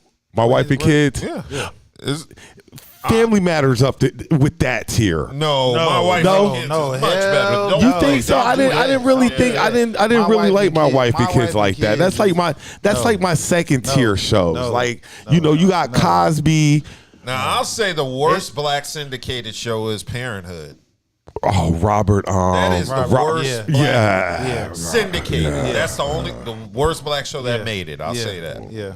That show is horrible. The children actors were terrible. I haven't even looked at. No, I've watched the show. Parenthood was trash. One redeeming factor. Parenthood was trash. Zaria was the only thing. That is to me the worst black syndicated show ever. In the House, it's on the tier within the House. LL show. I would say In the House is better than Family Matters. Oh, I mean, when we talk about syndicated black shows that made it at least 5 seasons. I would say In the House is better. And look, so boom, Family Matters keep good because then you got Moesha and them, and then Moesha better. That's what I'm saying. So Family Matters keeps dropping spaces as we keep coming up with shows like the thing about the Parkers. So now you keep dropping the Girlfriends. You keep dropping all the WBUPN shows. Yeah, it's better than Family Matters. So like Family Matters. And the crazy part about it was on a major network. Yeah. On Fridays, they tap it on top of that that was the only reason we watched it at a prime time schedule. 8 o'clock. And like you said, it really wasn't that good of a show. Yeah, we just watched it because it came on Friday night. Yeah, and what else? And it was black people in it. Like that's really on a prime time show. So that was it. But yeah, the show itself was not good, and the last couple seasons were trash. When they had Urkel doing all the different characters and stuff, Stefan and all this. So the show was even decent, only about 2-3 seasons. Right when they introduced Urkel, that was it. When he did I do that? After that. I was waiting for him to put it out. Shout out to all the black nerds growing up. Shout out to all the black nerds growing up. Yeah, definitely big shout. That's a better show than goddamn. Just keep dropping. Just keep dropping. The only show I would put Family Matters above that's like long-term black shows is Parenthood. That's it. That's the only show where I would. Look, I'm trying to come up with other shows. Hanging with Mr. Cooper was better. Cooper was better. Every show, every black show that's syndicated. Motherfucker that stole from Hanging Mr. Cooper. Steve Harvey. Steve Harvey, dog. His show, Steve Harvey show was better. I can't think of a show that's worse than other than Parenthood. 227 was better than that. We're not going to do. 227 was all right. Yes, it was. Amen was not better than Family Matters. Yes, it was. Yes, it was. Yes, it was. Wow. Yeah. There's not a black show other than Parenthood. And I think we covered all the black shows. You know the reason why? Look, you notice what's the trend. All the black shows that's better than that is done by black writers. People. Yeah. You can't. Yeah, that's why he was also bitching and moaning about black people not identified. Except for the Jeffersons and Jefferson is top tier. What I'm saying is there's not black writers. So the Jefferson had black writers. Yeah, but the main one wasn't. I mean, but Sanford and Son had Jewish writers. Right. That's what I'm saying. So look, I'm giving the more shows y'all keep. I was making sure that because if we giving this list, somebody gonna say, well, the Jeffersons, Sanford and Son, and but they still had black writers. I understand that, but it was a spinoff. Benson was better than that. Yeah. You're right. Yeah, but I'm just saying those shows are spin off of white shows. That's all, and it was by a white. True. Yeah, That's all. That's all. I'm just Jefferson's was a spinoff in Good Times. Right. I was just. So making now sure we're we had like, that straight. so now Family Matters is at 22. They're not After even we top counted 25. off, They're not it's even like top 22 25. right They now. outside the top 25. So Hershey Goddess thinks Family Matters is better than Sister Sister. Oh, They're about the same level. Same tier. Yeah. Sister. Yeah. I agree with her. But I think they had the same writing staff. But that was another show written by white people. Yeah. I mean, they about tied, Nick. Yeah. I would put Sister Sister on that level. They about to tied. Yeah. And Fresh Prince, like, no, Family Matters is What Fresh no. Prince? I'm saying another okay, better Fresh show. Like Prince is my Family favorite Matters. sitcom. I'm like, man, you gotta get No, to me, Fresh Prince. I think I would put Fresh Prince number one. I know people don't like it. Number you know, one is what? I think it's my favorite. Yeah, all it's time. my favorite sitcom. Yeah, of all time. Yeah, All time. it's Black, mine. all time. Not even Fresh, black, just favorite Fresh sitcom of Prince all is time. up there. And what really had me I do give it, it top because five. people would go I give it top- Martin. I give it I would top be five. like, the only reason I ain't rock Martin like that is because it was kind of facetious too at silly. times. It was too silly at What? times. And Fresh the last Prince- couple seasons were Fresh trash. Prince was straight on. Man. Yeah, that last Fresh season Prince was Martin dead trash. on. Okay, so if I had to go, what's my top three? Oh my God, that is crazy. So my top three would be. Are we doing When I- black? okay, Are we so doing when I- black? Yeah. Black. Top three Black. black. Top three Okay. black. So I have to say the Jeffersons because I was introduced to black sitcom. My younger tier, I'll give you that. was the Jeffersons. So that was your first time seeing a black man as a businessman. Yeah. You feel what I'm saying? And had money and had a maid. You feel what I'm saying? So the Jeffersons. Then number two, I will have to go with In Living Single. Living single. Yeah. The reason why I had to go with Living Single because it's another show that's out. It's not depicting black people gang banging, shooting, robbing. You showing black people doing. One was a lawyer. One was in trade. Another one was a prosecutor, a lawyer. Another one was a magazine owner. And another one she just Black women doing just know how to- things. She just know how to pop a pussy. She not Sinclair. Oh, Regine. Black women just You know what doing I'm things. saying? Right, And you had plus, you black- have and you had Overton, which he was a handyman. working So- and Carl. What was Kyle's boss. Kyle? was like in trade. So So you saw Positive. you saw positive black Positive people black in images. doing things. So I give Living Single number 2, and number 3. You know what? I had to give. I would. Only reason why I won't go with Fresh Prince because number one, I can't relate to that. shit. The only reason why I can't relate to that because it's not too many of us know somebody that's rich. Number one, you feel what I'm saying? The two shows I just mentioned, that's something that's relatable. You feel what I'm saying? And if you're not there, you can be like, it inspire you to be like, all right, I possibly want to do that. You feel what I'm saying? So that's the only reason why I want to put Fresh Prince top 3. So the reason why I would put Martin at 3. Because again, relatability. We're relating on things. Martin, he's on the radio. You feel what I'm saying? Gina, she's in advertising. Cole, he cleaning goddamn planes and shit. What's your 3, Dove? It's got to be Fresh Prince. I want to say Cosby Show just because I watch it now and appreciate it as an adult. I kind of want to put Cosby within. I'm sorry, I didn't mean to cut you because I got my 3 already. Go ahead. Got that. So I would put Fresh Prince. Cosby Show. I want to say Martin, but I really hold those last 2 seasons against Martin. I'd probably say Sanford and Son. See, my 3 are going to be Fresh Prince. You got to do I was going to do Sanford and Son. Then I was going to throw a different world in because I could really relate to a different world. Like, black college, you know that. You can't go wrong with that. No. Go wrong with different world. That would have been. I could have easily swapped out any of the 3 I had. Yeah, so those are my 3, and I like your. I like everybody's 3, but Family Matters is not going to ever make No, that it's list. not. Never.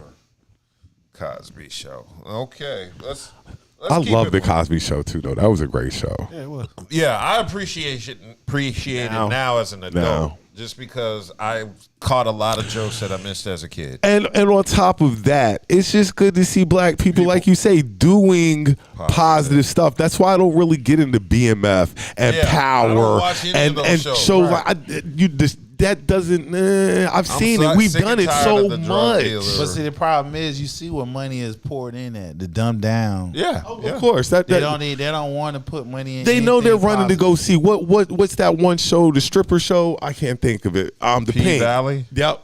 Yeah.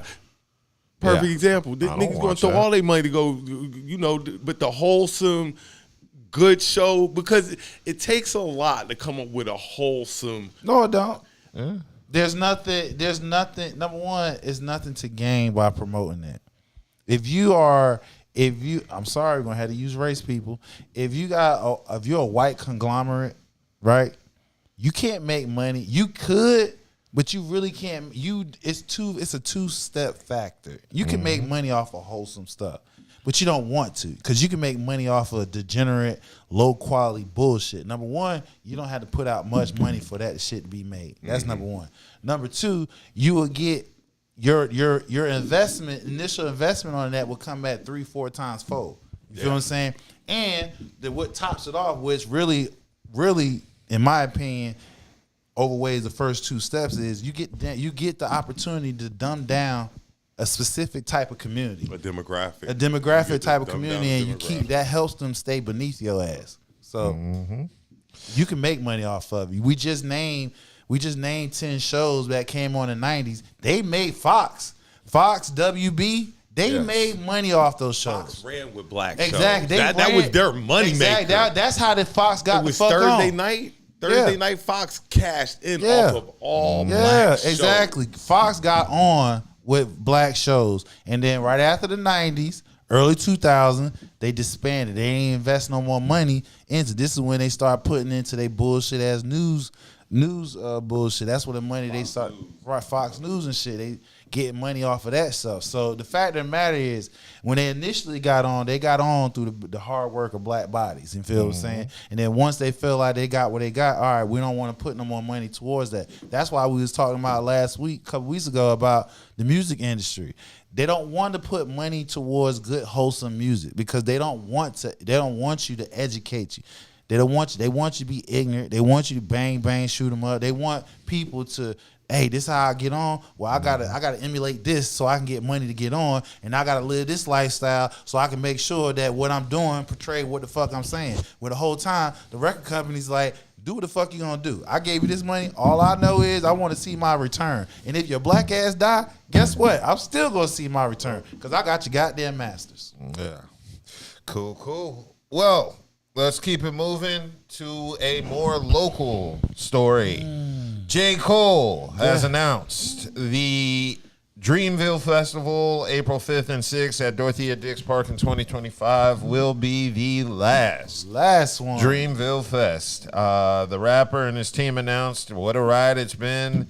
We can't thank y'all enough for all the memories we shared from the very beginning. The idea that the fest was creating a place where our fans, the community, could spend time together, a place where they could see themselves reflected, and a place to share in the experience. So let's run it back one more time in April.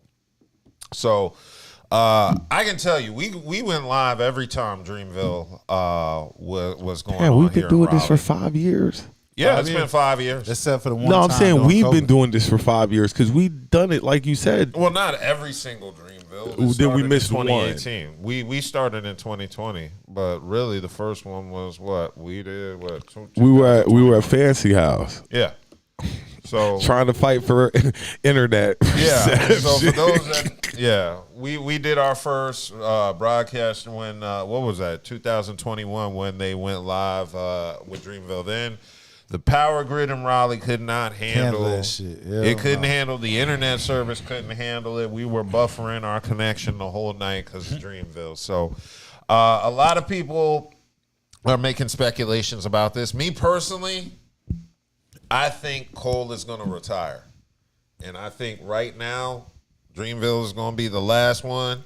You notice he's bringing all of his old discography stuff up now. All of his. Oh, old you think he's getting ready to call it quits? Yeah, he's bringing up all of his discography, showing you all his old shit. If I was the city of Raleigh, there ain't no damn way I'm letting this boy in Dreamville. He all has the to. I think all the it's money bigger than Raleigh can handle. But what Raleigh gonna do? But I'm just can't saying, make him do it. all this money. Remember they tried to Look, arrest we his could, ass last year. we could come up with because They tried to arrest his ass last year. we make too much. That's got to be the biggest grossing weekend in Raleigh. No. What gross is bigger than They got Dreamville? Boogaloo. They got the Bluegrass Festival. I don't know. See, you talk about Dreamville, people flying in from everywhere. I know, but Dreamville's huge. I get you. I'm not questioning you. But see, we're talking about when you're talking about spending money, where white folks go to, those what I just spent, what I just said, they go to those. Boogaloo, the Bluegrass Festival and shit, all them festivals they be having downtown Raleigh. You think Dreamville brought in more than CIAA when it was back Oh, here? hell yeah. Dreamville brought in more than CIAA when it was here. But when In Charlotte. No, when it was in Charlotte, I don't think it brought in more money in Charlotte because Charlotte was jumping. Dreamville's a 2-day festival. The CIAA is a whole week. Yes, It's a whole it week. is. That's all. It's a big difference. You're talking about from Monday to Sunday. So that's the difference. So in a weekend, like I said, it's up there. Okay, so who do you bring in for your last Dreamville then? I don't know. It's going to be the best of the best of the best. It's got to be. It has to be the best of the best of the best. Jay-Z. Jay ain't coming. I mean, This is the final. Yeah, but he ain't coming. What if he I don't see- reunites Kendrick and Drake? I could see that. Yeah, that'd probably I could be see You know that. what? That would be dope. It would be. And then he's gonna retire. These boys ain't going to be forever. They're millionaires, They're man. not going to be forever. It's millionaires. Like It's a total different game. eventually, there's going to be a squash, There and has to be Dreamville a would be perfect. collaboration because money is involved, bro. When you got money involved, Kendrick called him a pedo. so what? You start. But we've heard. You've never been called a pedo. like as much as you want to. Like that's a hard one to eat there. But he had to because he can't. He had to because Drake went to the family. You know what I'm saying? So That's a hard one to eat. it I don't know is. if I could get over But, that hey, one. Like I mean, but if you went to my family, you Jay-Z or open the doors for Nas that. never called each other a pedo. Like But they never- were saying but some they stuff. but they kept it between themselves. They never introduced family. So that was the difference what Drake did. Nah, the condoms on. Oh your yeah, baby it was seat. personal. Yeah, it was personal. It was, but what I'm saying, You called me a pedo. he said he was a woman beater. He said K-Dot was a woman beater. I've been called that. I know before. plenty of woman beaters. Pedo. I got you. He hit him hard. He came back. Woman beater, you can possibly I get come you. back from. I guess you. Can't come No, back from the I pedo feel you. charge. I feel you. Jesus. Not a pedo. Man. Yeah, it's nasty work. I ain't gonna It's front. super I ain't nasty. even go front. It's nasty work, but you gotta understand they up in the stratosphere where we're not. So it's Just different. we can't laugh and get after you call me You a right, but pedo. guess what? But see, the difference is though, the bitches ain't gonna stop fucking with him. He always gonna no, have, their right. He's still things are gonna going. keep getting money. So at the end of the day, it really doesn't even really matter. You feel what I'm saying? It does. It does for us regular motherfuckers. For but the them, culture. no, it don't. No, for the culture, they have to squash the beat. Of course. For the culture, Yeah, they you will do have it. to They will squash do the it. beat. They will eventually do it. Yes, it's for But- the culture. But who would? But I don't see Jay coming out, especially with this latest BS going on. I don't see Jay coming to Dreamville. Kanye, Nah, you got to bring big wigs. nah, not Kanye. Kendrick, I can see K-Dot. Yeah, I can see. I can Kendrick see and Drake, Drake, see that. Drake Friday, Kendrick Saturday. I can see that. Again, we talking about niggas that's getting money, so you know it's a different ball game. You know what I'm saying? Like nigga, we team up, motherfuckers. This We- lineup next year is going to be crazy. I'm just curious to know who he's who gonna gonna bring? Who you think? Who you guessing? I can't even. Oh, I think. see Big Ass Like, Plug, probably Mexican OT. I see those. He bringing some new, the new heads. He said, I heard I they see said they're not those. bringing Nicki back because Nicki kind of. Nobody want to see Nicki. Um, I can see if he gonna bring somebody like some new blood in. I can see any of those two I just said. Brent. Who? Brent. I don't know. I can't say nothing about him. Not Brent. I can see Big X Plug. I can see Mexican OT. I can see. You know what would I be can dope? see, who? Give us an old school night. Like, give us a Snoop Dre night. Now I can see Snoop. Give us a Snoop I can Dre see- night I can or see- something like I that. can see Like, Snoop. I can see Snoop being at Dreamville. that would be dope. I can see an Eminem at Dreamville. Yeah. I could see that. I could. I can see Cole getting up on stage and announcing his retirement when he does his set. I can see that too. Because again, like he really don't. He's not pressed for nothing. He's like kind of like cool where he's at. You know what I'm saying? He don't care whether the recognition, the Grammys, the money. You know what I'm saying? So he got artists under his label and shit that's doing. And I love that for him. But me as a like the other side, like, this album better be fire. You haven't dropped nothing this year, really. Yeah, the fall. You gave us might delete later, then you deleted it, then you deleted it. So now you got to come. You got to come with some fire. You got to do something. That's for sure. So, but I can see him retiring at the end of Dreamville. Yeah. I could. I'm definitely comfortable with him retiring. Yeah, he's the. I mean, his catalog is pretty flawless. Yeah, he got his catalog's pretty flawless. He got a great catalog. Yeah, his catalog's pretty flawless. But like I said, though, his temperament is not where it should be. Where, as fans, would like for it to be. You know, dropping music. He don't drop music like talking about it. You feel what I'm saying? So with that being said, it's like, because he ain't gave us nothing since all the beef and stuff. Like, you ain't gave us nothing before the beef. He ain't gave. When the last time he dropped an album? He dropped that song, letting us know that if he would have won in the battle, he would What have. I'm saying is, when the last time did Drake drop an album? Cole, Drake. you mean? I mean Cole, J. Cole. It It was that might delete later. That was it. That was it, and he deleted it. But No, before that, it the was one that he the one did with delete. Cameron, where Cameron opened the album. What I forgot. What, the that was name 2 of it. years ago? Yeah, it was probably about a year or two ago. About 2 years ago. Yeah, I remember. Because everybody was hoping Cameron was going to rap on the track, but he just He talked did. over it. No, he just Yeah, talked he over the did. track. Yeah, he So, did. but I'm anticipating J. Cole to drop a banger. I ain't gonna lie.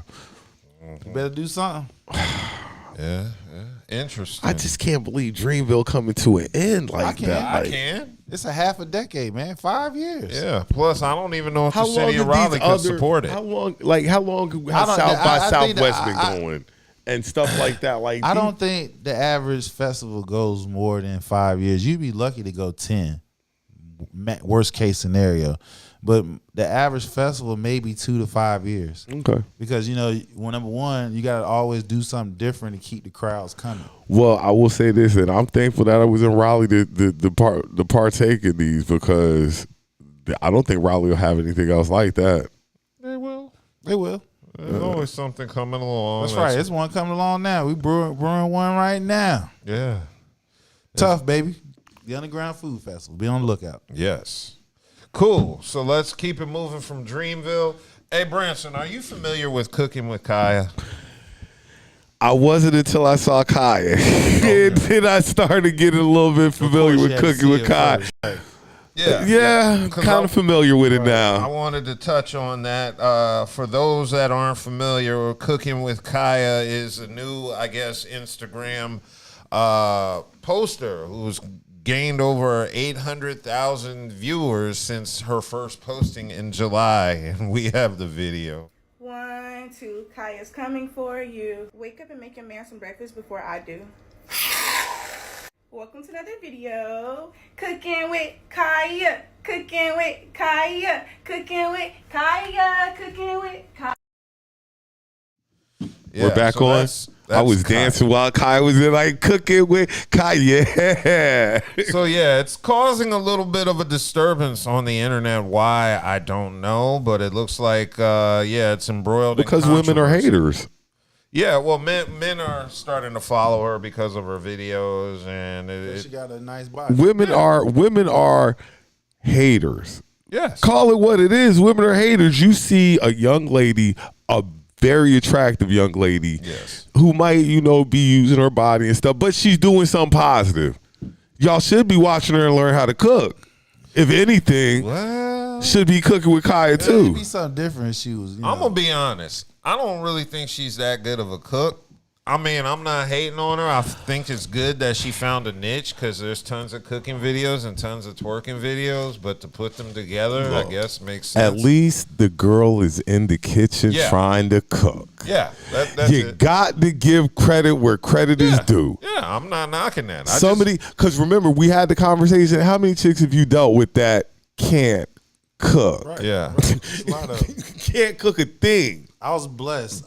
Me on a personal level, I was blessed to encounter women that knew how to cook. Now I know how to burn, so let me get. Yeah, let me I get mean, that I know straight. how to cook. Oh. Mama made sure I know how to cook. I definitely know how to cook. Made sure I knew how to cook. Jackie made sure you knew how to cook. I mean, it's a basic need. Like, you got to be able to feed yourself. Right. So cooking is basic, but Look, I was raised by all women, so I had my mom, my 2 aunts, and my grandmother. So they made sure I knew how to cook, clean, wash clothes. I pretty much know how to take care of myself. I'm gonna say this with my chest out. Guys cook better than women. Oh, of course. I'm gonna say this with my chest out. Guys cook better than women. Look, I know some women that can cook. Yeah, I do. I know some women that can throw down. Right. Cook from scratch too. But I know some guys. Them some bad boys. I don't take them that some from bad you, 'cause like I boys. said, if I'm sitting here explaining to you that I've been trained, taught, know how to cook, I get you. You know what I'm saying? I was just been blessed. I ain't never had to cook. So, that's all. Now, one thing I am seeing from a lot of these videos about Kaya is the responses from some of these women. A lot of women are getting in their feelings over her. Women are haters. I just know. said it. Yes, and we found the biggest hater of them all. Cooking with Kaya is popular among the men because she's extremely relatable and attainable. I'm literally going to break the system down for you, okay? Y'all are talking about, oh, I was expecting her to be on Nara Smith's level, blah, blah, blah, blah, blah, blah, blah. What regular man, especially nigga, is eating that pallet of food on the daily? No, he's eating the stuff he was used to his mama making when he was growing up. Majority of people in society are average, if you didn't know. So that means that most men are going to be average. And what they're attracted to, in theory, will also be average. Because you also have to take into account the man has to be able to pull the woman, okay? And usually men are most attracted to things, on average, that they perceive they can pull. So y'all are over here talking about like other creators that cook better or look better or whatever. Bro, these men don't even have the funds to even believe that they can have a conversation with some of those people, okay? They don't have the looks, the socioeconomic class, the social tier, the nothing, okay? Which is where her appeal comes in, because she's an average girl making average meals in her average home, shaking her ass in her average tight outfits. Men love that shit. The demographic of people also coming into contact with her content, if you haven't been paying attention, are average, okay? Maybe a little bit below, but yeah. And so I understand like a little bit of feeling gaslit because, you know, being told, oh, women don't cook, women don't this, women don't that. I won't break that apart because that actually take me forever to get to the bottom of that system. But yeah, just know that if you're a woman and you feel like men are being delusional and you're being gaslit, know that that's a sign that those aren't the men that you need to be entertaining or talking to. Okay? Because the type of men that you entertain and talk to will be on the same page, or at least loosely, with what they think is valuable, attractive, or whatever in a woman. And that's... She sounds controlling. She sounds like Travis Hunter. Fiance. Somebody get Mary J and let her know that there's some hateration in the dancery. Like it's some hateration in the dancery. I'm gonna take it up another notch. Now you know the colorism between the two. One light skin and the other one's brown skin, a little dark skin. And the fact Like, and then look, the light skinned one, she got a good body too. She can do the exact same thing that old girl doing. In fact, she might get even more numbers due to the fact of her colorism. But she's hating. Why are you hating on a young lady? You're so worried about her views. Breaking down like the demographic, like what's relatable. Then you had a nerve to disrespect men saying we're average. Average for liking Who it. the fuck, nigga? I ain't average. I'm not an average nigga. Nah. You feel what I'm saying? I am not average. But that just I got goes- $1 billion brain. That goes You know to what show I'm saying? you women are haters. They will hate on another woman Hold on, doing we gotta something. break this chick down right quick. She just said we are average men. You know what I'm saying? I'm not an average man. You know what I'm saying? So I rebuke that in the name of Jesus. I ain't no fucking average man. You feel what I'm saying? She gonna say the average man, we like average shit. I think on some different level type shit. You feel what I'm saying? I want to be over there in fucking Greece some goddamn where on a super yacht. You feel what I'm saying? Getting feed 5-star meals and shit like that. I don't want to be in fucking Raleigh Watts. And that's why most women aren't happy, because you're sitting there chasing things that aren't happiness. You're sitting there what she's saying is talking about financial levels and stuff like that. But no, what I'm saying is, and that's why women aren't happy, because you're sitting out there chasing after the wrong thing. What's wrong? Because finances, you live in a country where you need that shit. If I don't like you, why am I chasing you? I'm chasing your money. Right. So I'm already set up for failure, because I'm not chasing you for how you make me feel or anything like that. I'm chasing you for other means. Yeah, but what she was trying to say is us men, not me, some of us, not me, not y'all, that we are average dudes, so we're gonna go for average shit. You feel what I'm saying? Yeah. We're too afraid to go for shit that seems bigger than us. Like, nigga, you got me. I go for what I like. I go if I see something, I'm going to get even that if shit. it's bigger, even if it might be. Look, I don't give a fuck. She the one thing dudes like. She have $1 million in her pocket. If I have the confidence to go up to this woman, and a talk challenge, to her, I'm going to do that shit. One thing guys like is a challenge. Right. If I, especially if I know everybody can't get to her. Be around. See, that's a person. See, that's a woman that be around simp ass nigga. For her to sit there and so called try to break down, that's just like us saying all women. They don't know, they can't think past go. Like, that's an asinine comment to say that the average man is average. That's the type of nigga you around is average. You fuck with them simp ass niggas because they see how light skinned your ass is, and you got a little petite body and shit like that. They go dumbfounded over your dumb ass. You feel what I'm saying? To where it ain't even a challenge because they see you. They willing to give you every goddamn thing. But us real men, we like challenges. You feel what I'm saying? So you need that concept that the average man is average. No, that's a asinine comment and stupid. I like kids. I ain't gonna lie. I like cooking with kids. Yeah. Let the girl live. I mean, let the young lady live. She's doing something. She's taking her assets and she's using it to her advantage. She ain't butt naked. She ain't fucking. You feel what I'm saying? So she's not doing none of that thing like that white girl. Like she fucked 100 dudes in a day and be crying and turn around and did what, 1,000. I mean, the views would be there if she was though. Say what? The views would be there if she was though. No, what kills me is all these tweets women are giving where they said if I cook for a man, it better be my husband. It's like they're overvaluing. That's the feminist exactly. Like us men don't know how to fucking cook. Remember, some of us mamas made sure, and grandmas and aunties made sure we know how to cook. Now we come across a woman that knows how to cook, or I just wanted to eat, and there was nobody to cook for me, so I had to make things happen. Exactly. But if I dating somebody and she know how to cook, and and she's willing to cook for me to where I don't have to cook, then fine. Yeah. But the fact of the matter is, number one, your husband, the ones that talking like that, they ain't got no man. Yeah, they ain't got no husband. Number one, you have unrealistic views, and depending on what your age is, how many kids you got, whether you a grandmother, great grandmother status, and hell, you can throw in education background. Some of y'all is just out of you talking about the average thing. Now she should have said that shit. This is what I'm coming to start to see is the older men get, the more peaceful, chill they become. As in, the older women get, the more bitter and angry they become. Because a lot of them has not gotten over being hurt, or whoever that guy that they gave they all to, they have not gotten over that shit.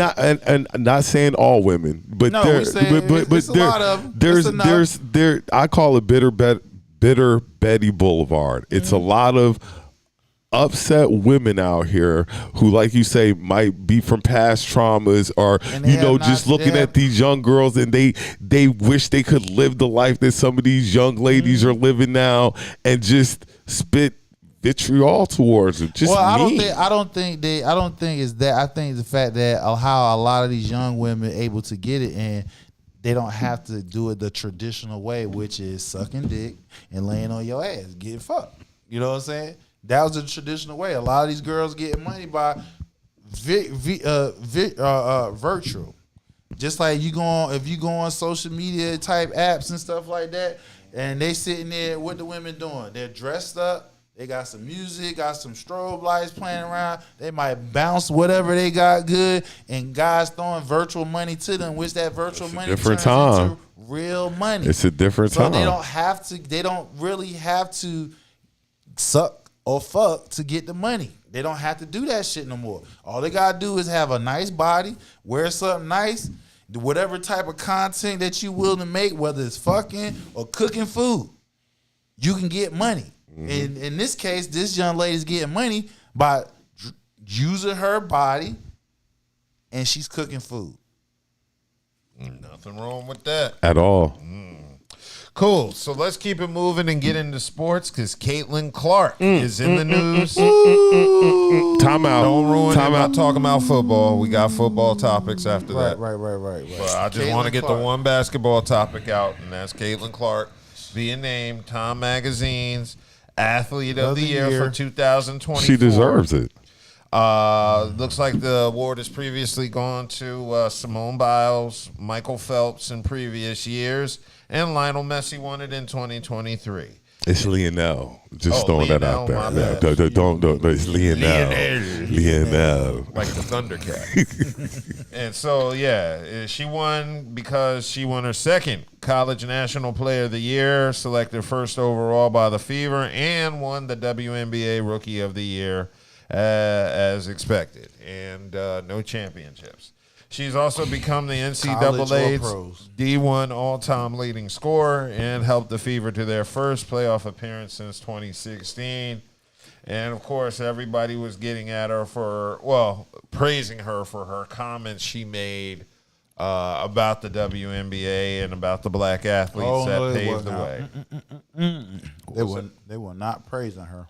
Well, yeah. Well, I mean, she was praising the players that have expanded. Yeah. Now there was some hate. The owner of the Washington Mystics, Sheila Johnson, said that it shouldn't be about one player, and the award should be dedicated to the entire of the.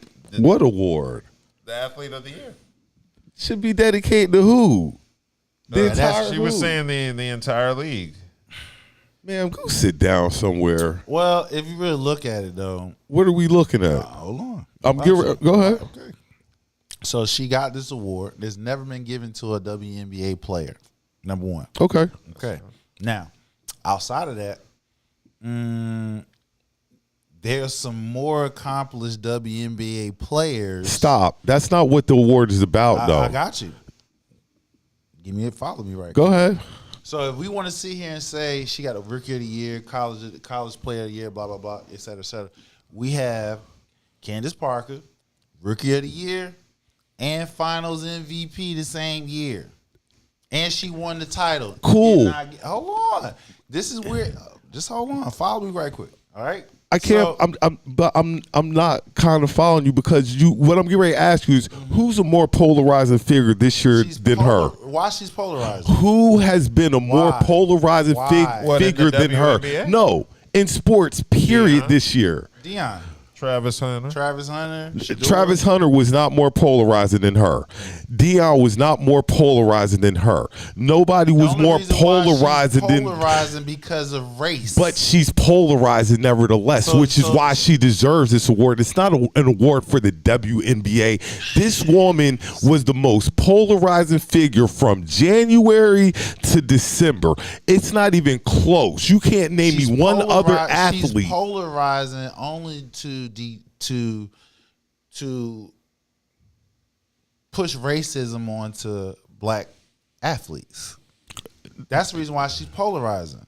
If you take away her and Andrew Reese confrontation, the see me, you take that away, you're not even talking about. Yes, you are. No, you're not. Yes, you are. You're talking not. about this chick. You're talking about. Let me explain something to you. You're talking about her, but you're not talking about her like how she is now. So you know why she's getting a lot of hate, because the fact of the matter is all the endorsements that she was getting, where you have well-established WNBA players who have better career status, that won in college, that won in the and pros, that's great, and but they ain't getting none of that. what makes it different is all these WNBA players you're saying is okay, and she's from Iowa, and that's a big part. But what you're polarized on a racist base. No, what you're trying to say is that not what I'm trying to she say. didn't go to a big school like UConn. Iowa's Where a big stop. No, it's not. It is. No, it is not. Name another player from Iowa. Name another woman basketball player from Iowa. Let me finish. Connecticut. So Tennessee. top end Tennessee? School. Stanford. Okay, so top end USC. school. Yes. Recognizable school. Yes. Okay. All right. Cool.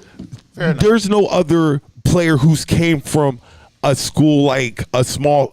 And it is a D1 school, but Iowa is nobody in women's basketball. Just like the University of South Carolina was nobody in basketball before Dawn Staley showed up. Of course, but they've been a powerhouse for years. Before Dawn, when Dawn got there, but I was not a powerhouse. This young lady came out of nowhere. She was not knocking, a powerhouse. and they're not going to be ever again. Right. So go ahead. She brought this school that's nobody's. Nobody was talking about her, hitting threes from everywhere. Plus dealing with all this stuff outside the court, the racial stuff and stuff like that. True indeed, but nobody else had to go through anything like that except for Angel. Angel went through it as well, but Angel, she really didn't have to go through until she starts showing her fans what she thinks, how she thinks. So when she was going through it the whole time. She just never said nothing. Exactly. So now you highlighting what I'm saying. What I'm saying is why she kept quiet and shut up and dribble with Kelly. What's the name? Kelly. What's the political commentator? Kelly. It doesn't matter. She told what's the name, LeBron James, to shut up and dribble. Yeah. Okay, Kelly, this Fox News pundit. Right. So all Caitlyn was doing was shut up and dribble. She really said nothing. She hasn't really given her fans her insight of what she think. When she first did it, when she liked what's the name post about endorsing Kamala Harris. What's the girl name? Dang, I can't even think. Cardi B? No, the white girl. Who endorsed Kamala? Yeah. Like I said, Travis we could. Taylor Swift. So when she gave her fans her insight how she think about by liking Taylor Swift, they started going against her. So now we fast forward to this time shit. She's giving recognition. She's saying, I'm acknowledging my white privilege. And the fact that my white privileges has helped propel me to where I am, I have to remind people that how I was able to love this game.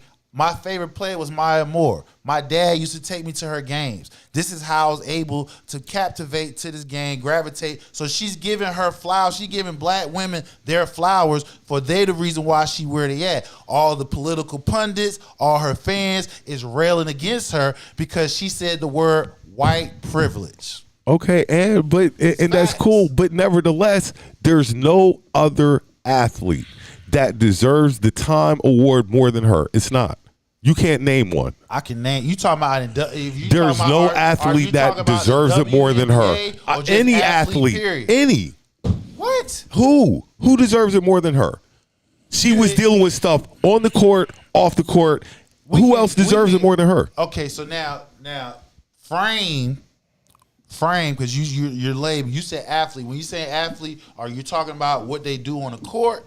I'm Or talking about what they do in the their overall, because that's what it is. It's overall. Well, it's they not not just get what you do in your sport that makes you. It's what are you doing overall that makes you the time athlete of the year. It's Right. not just on the court. Okay, so they pretty much label everything that her accomplishes what she did. Pretty much reason why they didn't label nothing nonprofit, nothing that she helping the community. They ain't named none of that.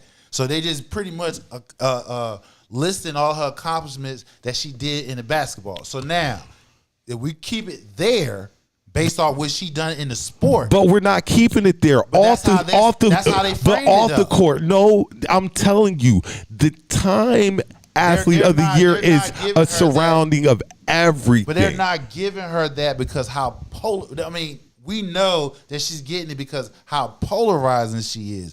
But they gonna cover their ass by saying they listing all her accomplishments that she did from college to the Do you think she WNBA. deserves it?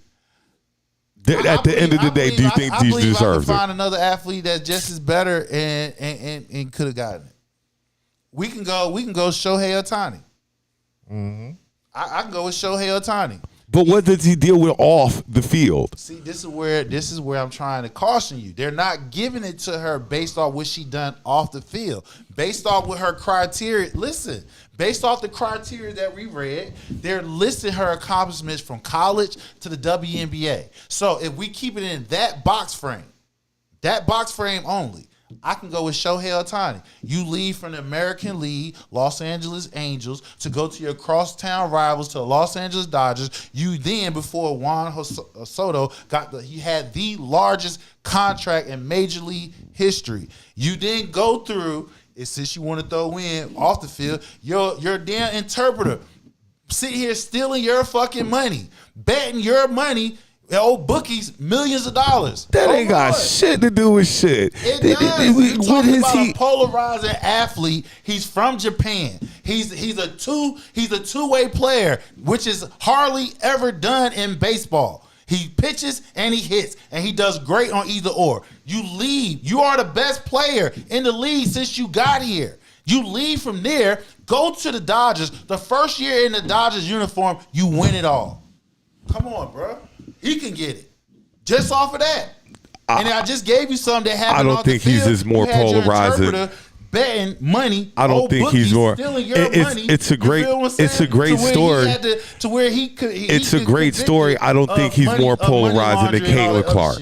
I don't think it's more compelling than Caitlin Clark's story. You would say that is because of the racial undertones that pushes it. If you take away that part.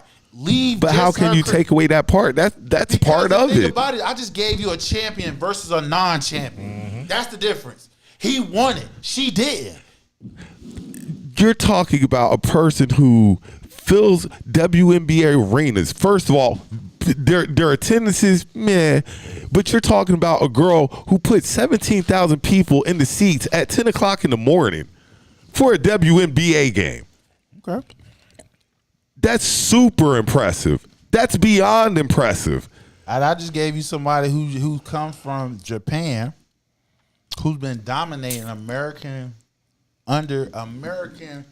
sport. He's a two-way player. Okay?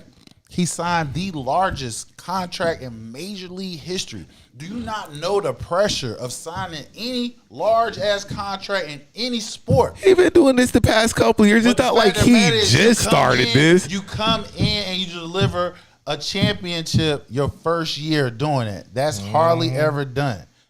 Hardly ever done. I still don't think. So he did it, and they favored next year to win it again. I believe Caitlin Clark deserved the award. Like I said, since you open up the door saying off the field stuff, like I said, the off the field things was the racial undertone. That was what propelled her ass there, and all the motherfucking Their advertisement, the company saw money behind this. Because what I just say, you get paid off a racial divide. It's a numbers game. And now that Trump Let me ask you a question. Let me ask you a quick question. Have you ever stopped to watch Shohei Ohtani play? Have you ever? I haven't watched. Never. Hold on. Stop. Never. Have you went to go watch Caitlin Clark play? Neither. You never watched Not either in person. No, not in person. But have you watched the game? To see Caitlin Clark play? But you never watched the game for Shohei Ohtani. No. Need I say more? That's fine. That's him. Yeah, I mean, I'm not the hugest baseball fan. You're not a huge baseball fan. A lot of people are baseball fans. No, first of all, the baseball. First of all, baseball been lasting around over 100 years, right?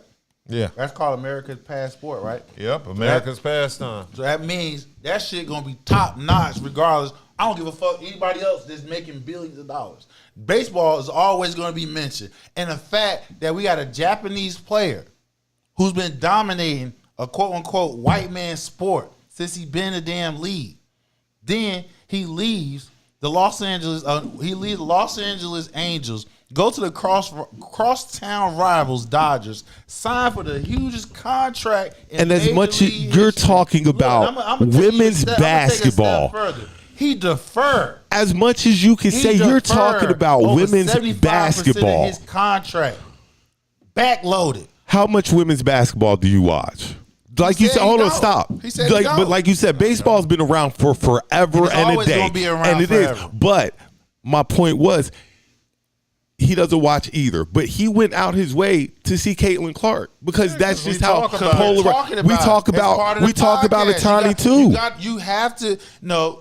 The only time we talk about Ohtani is when I bring up Dodgers. No, we talked about him before. He just said he doesn't watch remember, baseball. Remember when we were talking about him being so awesome on offense and in the field? Okay, but we don't talk about letting baseball. home runs But understand that we don't talk about baseball as much because it's not clickbait and there's nothing to talk about. Caitlin is though. But you don't have to talk about it if he's so polarizing.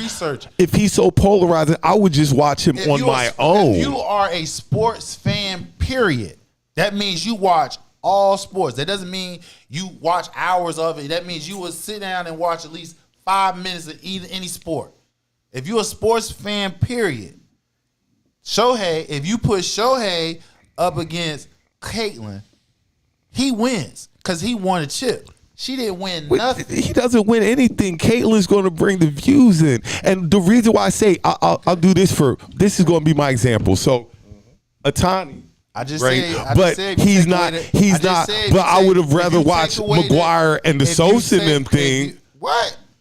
So McGuire and Sosa ain't pitched. So don't tell that damn lie. But I'm saying that was more polarizing to me. Okay, because of steroids. But this man is a fucking beast on the damn field. People will say, does steroids hit the ball or do you hit the ball? I'm gonna give you another. Does steroids hit the ball or you hit the ball? I'm gonna give you another accomplishment this man has done. 50-50. Never been done in Major League history. 50 stolen bases, 50 home runs. Never been done. First 40-40. Never been done. See what I'm saying? Hold on. Ricky didn't do 40-40? Ricky didn't do 40-40? No, never. I'm going to have to look that up. He never had 40 home runs and 40 stolen bases. I'm going to have to look that up. Shohei has 40, the first 40-40, the first 50-50. And he's a National League MVP. Well, it's a great. So with that being said, if we're going to put up credentials against credentials, he beats her. The only reason why she's ahead of him because of the racial undertones. If you take that away, she's a good player. She's good. She's a polarizing basketball player. Polarizing because of race. That's it. She can ball. Bruh, white, black, and different. You know what? See, you can sit here and skip all you want to. We will talk about her based off her game, but she's okay. You know what I'm saying? When I say okay, I can name 5 WNBA players that's better than her. Her age, not women who've been in the league 3-4 years. I say 2 years, nigga. I'll give it 2 years. I can name. It's 5 players that's better than Caitlin. She's a good basketball player. I'm not taking that from her. But if you take the racial undertone from that shit, that's the only reason why she's being talked about. That's the only reason why we're talking about her. Because of the racial undertone, she's being used to diss black women. Plain and simple. That's why she's getting all the resentment from black women, because they like, how you gonna bring this white woman in here? She get all the endorsement deal. Her. If you want to talk about accomplishment, I got accomplishments that go all the way back from high school. I won in high school. I won in college. I won in pros. But are those translating to views? You couldn't be a winner forever. Are they translating to views? Race, bruh. If you take race out of it, it's not translating into views. Plain and simple. If it translates into views, if I'm bringing in millions of views, you don't think I deserve some type of bringing it in solely off her game. It's proven facts. Just based off of her sitting here giving flowers to black people, her own fan base is turning on her because she should not be saying it. If I'm bringing in views, are they coming in to see me? Why can't she be? And the fan base turns on you because you give your true opinion about how you feel and what your mind is. That means her fan base is not really her fan base, because we never seen no shit like that before. I'm part of her fan base, so I am her fan base. So what are you saying? But you are not disagreeing about her thought process, her opinion. Her majority of her fan base, whites, non-black, they disagree with the fuck she's saying. She's getting clapped back from her own fan base again because she's giving flowers to Maya Moore. She's giving flowers to the women in the WNBA that gave her the platform to come up in there to show her skills.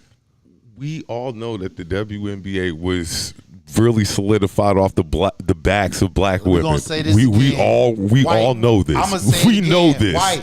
White America, don't pay attention to that because they could not. There was nobody in that league that they could have used to. So you're telling me, out of all the white young ladies that have come out,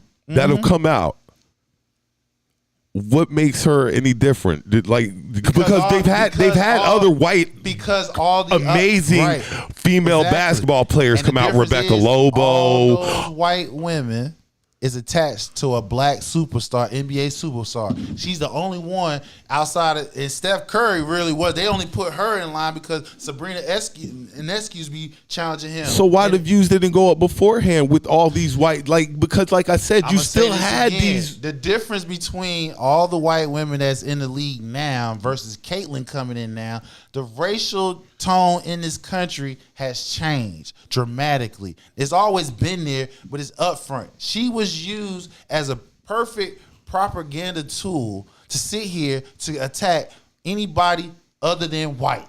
If you had a disagreement with anything white, you was the enemy. And they used her. Now, since she's came out and spoke her mind and telling people like, hey, y'all might talk that shit, but I'm over here.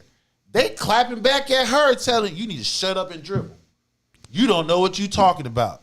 You should see some of the comments of her fans are saying. There's always going to be that. No, sir. It's nothing to clap back after somebody who's telling facts. She's giving facts. There's always going to be that segment who are going to have a problem with you. The thing is, us, the ones who are her supporters, black, white, and different, we don't care about none of that shit. We just like to see the girl hoop. Of course. Just like to see the girl get busy. But we are the quote-unquote minority. Yeah. Because the ones who's kicking out the money, they're giving out the endorsements, the political pundits, you feel what I'm saying? They the ones that's making noise about this shit. They the ones that's making the racial thing about this thing. So shouldn't we be kind of happy? Like, hey, she getting our girls paid. Again, she getting the money that they should have been got. Somebody who's been in the league who opened the door for her, right? They feel like they should have been got that. But whose fault is it that they didn't get it? It's not hers. Now she getting it. Again, they're not blaming her per se. They're not blaming her per se. The reason why, that, but they like, look, she's not out. This great white hope ain't our savior. This league been around for a reason. And it wasn't, and some of the ones that come in and talk that BS said, oh, the league wasn't making money. The NBA was giving the money. Hold on. First of all, nobody. Don't do I'm this. going to do this Because shit. Dub get ready to tell you the WNBA wasn't making no money. Okay, let me explain this. Okay. Before she came in, they was already getting a bigger contract extension. They already was getting a new TV deal. All right, that was already in the works before she came in the league. Now, since she came in the league, that just made the opportunity for them to get more money. So again, it's a perfect storm in a sense. But with the black women and some of the white women is saying like, yo, it's cool that she has her game. Can't take that from her. But y'all not gonna make it seem like that she's a great white hope, that she's saving this league. Because some of you finally decide to take a look at what's been going on over here, and you really not taking a look what's going over here. You just using her as a shield to throw rocks at whoever has an opinion about racism. Straight up. So now that she's coming out and being voiceful about her opinion on how she thinks and feel, which she's going against the grain with most of her fan base. By speaking the way she's speaking, she's getting clapped back from within her own fan base. Now, that's not saying she's going to lose any money. She's going to lose some, but she's going to gain even more because the fact of the matter is she's giving her flowers to the people who open the doors for her to come in and play. Mm-hmm. Cool. Well, let's keep it moving to football because college football is popping. Your boy Travis Henry. Travis Hunter. Remember you told me that Shador was going to take those votes away from him? Yeah, I did. Okay, you were wrong. I just wanted to throw that out there. Okay. Travis Hunter is the Heisman. He won it. Okay. I mean, and the only reason why he got it because Miami lost the their only last reason. 2 games. Yeah. You saying that was Cam Ward's award? It was his award to lose. You say what? Cam Ward's award to lose. If he never lost the last 2 games, he would have won it. They're possible, but like I say, you're talking about a team that's in the playoffs. Your quarterback, number one, before they lost the last. Colorado was in the playoffs until they lost. What are you talking about? I'm gonna say this again. Before Miami lost their last 2 games, they was top 10. Matter of fact, they was top 8. So you got a top 8 team that's in the playoffs, and your quarterback slinging that rock, doing magical things, because that's what Cam Ward was doing. He was doing magical things. If they never lost their last 2 games, he would have won that award. But since they lost the last 2 games and they're not in the playoffs now, yeah, it opened the door. It opened up the doors for Travis Hunter. Like Travis Hunter is in the playoffs, and that they didn't lose one of those games. You're not listening to me. I just said it was Cam Ward's award to lose. He lost it. He wasn't going to win it. Right. Anytime you seen him at national, anytime you saw the Heisman over the last 20 years, what position he went to? Yeah, he usually went to a quarterback. Thank you. So you got a quarterback whose team in the playoffs, top 8, he averaged over 300-something yards passing, and he usually.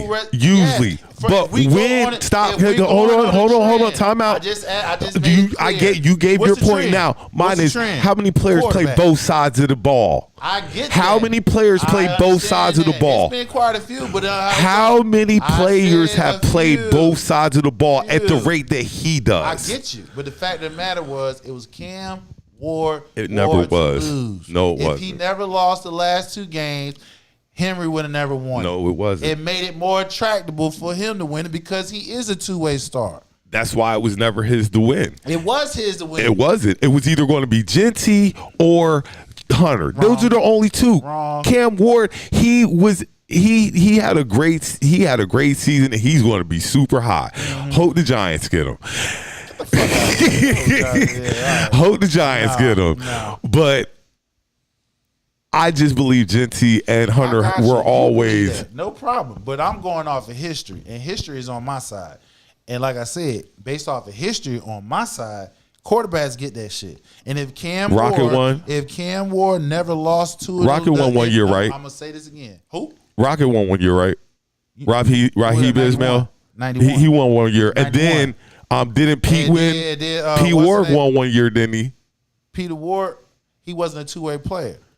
He was a quarterback. No, Peter Ward was a wide receiver. That's why I'm throwing it out there. There have been other positions that have won. He played wide receiver. My boy who played for Michigan. No, what's the name? Won it. My boy who played for Michigan. Who played the Broncos? What's his name? The cornerback. Damn, Woodson played. So no, outside of Woodson, was another one Woodson was the last guy who played both sides of the ball at that rate that got the Heisman. He played for the Broncos. He came out of Tebow. No, let me quit. No. I got a tip of my fucking tongue. Champ Bailey. Yeah, Champ Bailey. He was a two-way in Georgia. Yeah, and former Redskin. Right. Champ Bailey. He was Traded all right. him for Clinton Portis. But Woodson was the most notable two-way player. Yeah. But Champ Bailey was a recent one, and he won. And he didn't win the Heisman though. Woodson won the Heisman though. Yeah, Woodson won the Heisman. Champ did. He was a two-way So that's player. what I was falling back on. Two-way player, you're going to win the Heisman 90% of the snaps. Again, I'm gonna say this again. Shout out to Cam Ward and the New York Giants. Don't blaspheme that man like that. I'm gonna say this again. Like I said, it was Cam Ward's award to lose. If Miami never lost the last two games, if they would have still been in the playoffs, they would have been undefeated. Number one, they would have been undefeated. So that means if they was undefeated, if they never lost the last two games, they would have been top three. They would probably been top two. So if you got a quarterback number 2 in the nation, So if you playing the what if game, you Colorado. What if they win their last two? Just said it was. You're just trying to tell me it wasn't Cam Ward's losing. I'm telling you it was, because if they never lost the last two games, they would have still been undefeated. They would have been in the playoffs. He would have won the Heisman. But So since he lost what I'm saying is, if since he Colorado lost would it, have he made the opened up playoffs, door. does he still win it? Say what? If Colorado and Miami both make the playoffs, does he still win it? Yeah, he does. Nah. He does. Nah. History said he does. History says he does. Okay, well, we'll see about that. And also in other news, I saw Shador Sanders throwing a football with Malik Neighbors up in NYC, which is kind of hinting that the Giants might pick up Shador Sanders. Well, you already know. Prime already done said, like, ain't certain teams he ain't going to. So The Giants, he's going to revive the Giants. Nah, they got a terrible organization. So he's not going to send his son to an organization where he's not going to be successful. He's not doing that. So for somebody who's an all-pro and who's a Hall of Famer, he already done said it. His son is not going to a situation to where he's not going to be successful. Both New York teams are looking for quarterbacks. And he ain't going to either or unless they come out with an asshole full of money. Damn. Both teams are looking for quarterbacks.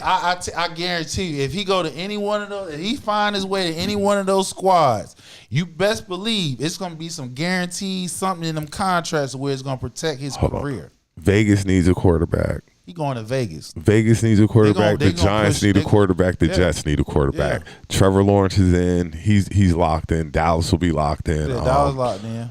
Who else is going to be up high? Let me think. San Francisco locked in. Purdy's locked in. Who else is going to be high? The Rams could, but they still got Stafford. Tannehill going to be locked in. From who? Not Tannehill. Levis. Levis still going to be locked in. Nah, he ain't locked in. You got him one more year. Nah, you ain't locked in. You traded Malik Willis away for him. Right. And Malik came in and beat you. You're right, but Levis got one more year, so he kind of locked in. Nah, if you went on from Malik Willis that fast and you got a chance to get Shador or any one of them, you going for them. That's the only teams that need quarterbacks. You going for them. But the point is they gonna be high enough to get them. Yeah. Because you got the Bears. Bears, they got their quarterback. That's what I'm saying. A lot of these quarterbacks are locked in. Right. So all I'm just Y'all saying, got y'all quarterbacks. right. Y'all got y'all's. We got our. Like a lot of these quarterbacks are locked in. You ain't getting no first round quarterback to sit. Not in Really, these and days really- at times. No, You get a top 5 quarterback. He gotta Hell, play. a top 10, he gotta play. he got to play, and that's messed I up. think the last one that sat was Jordan Love. Jordan. He was the last person. Yep. Now you get top 10 quarterback. They You got to play, and you got to wait. You got to start a job in practice and The everything. reason being is because the quarterback is the highest paid position.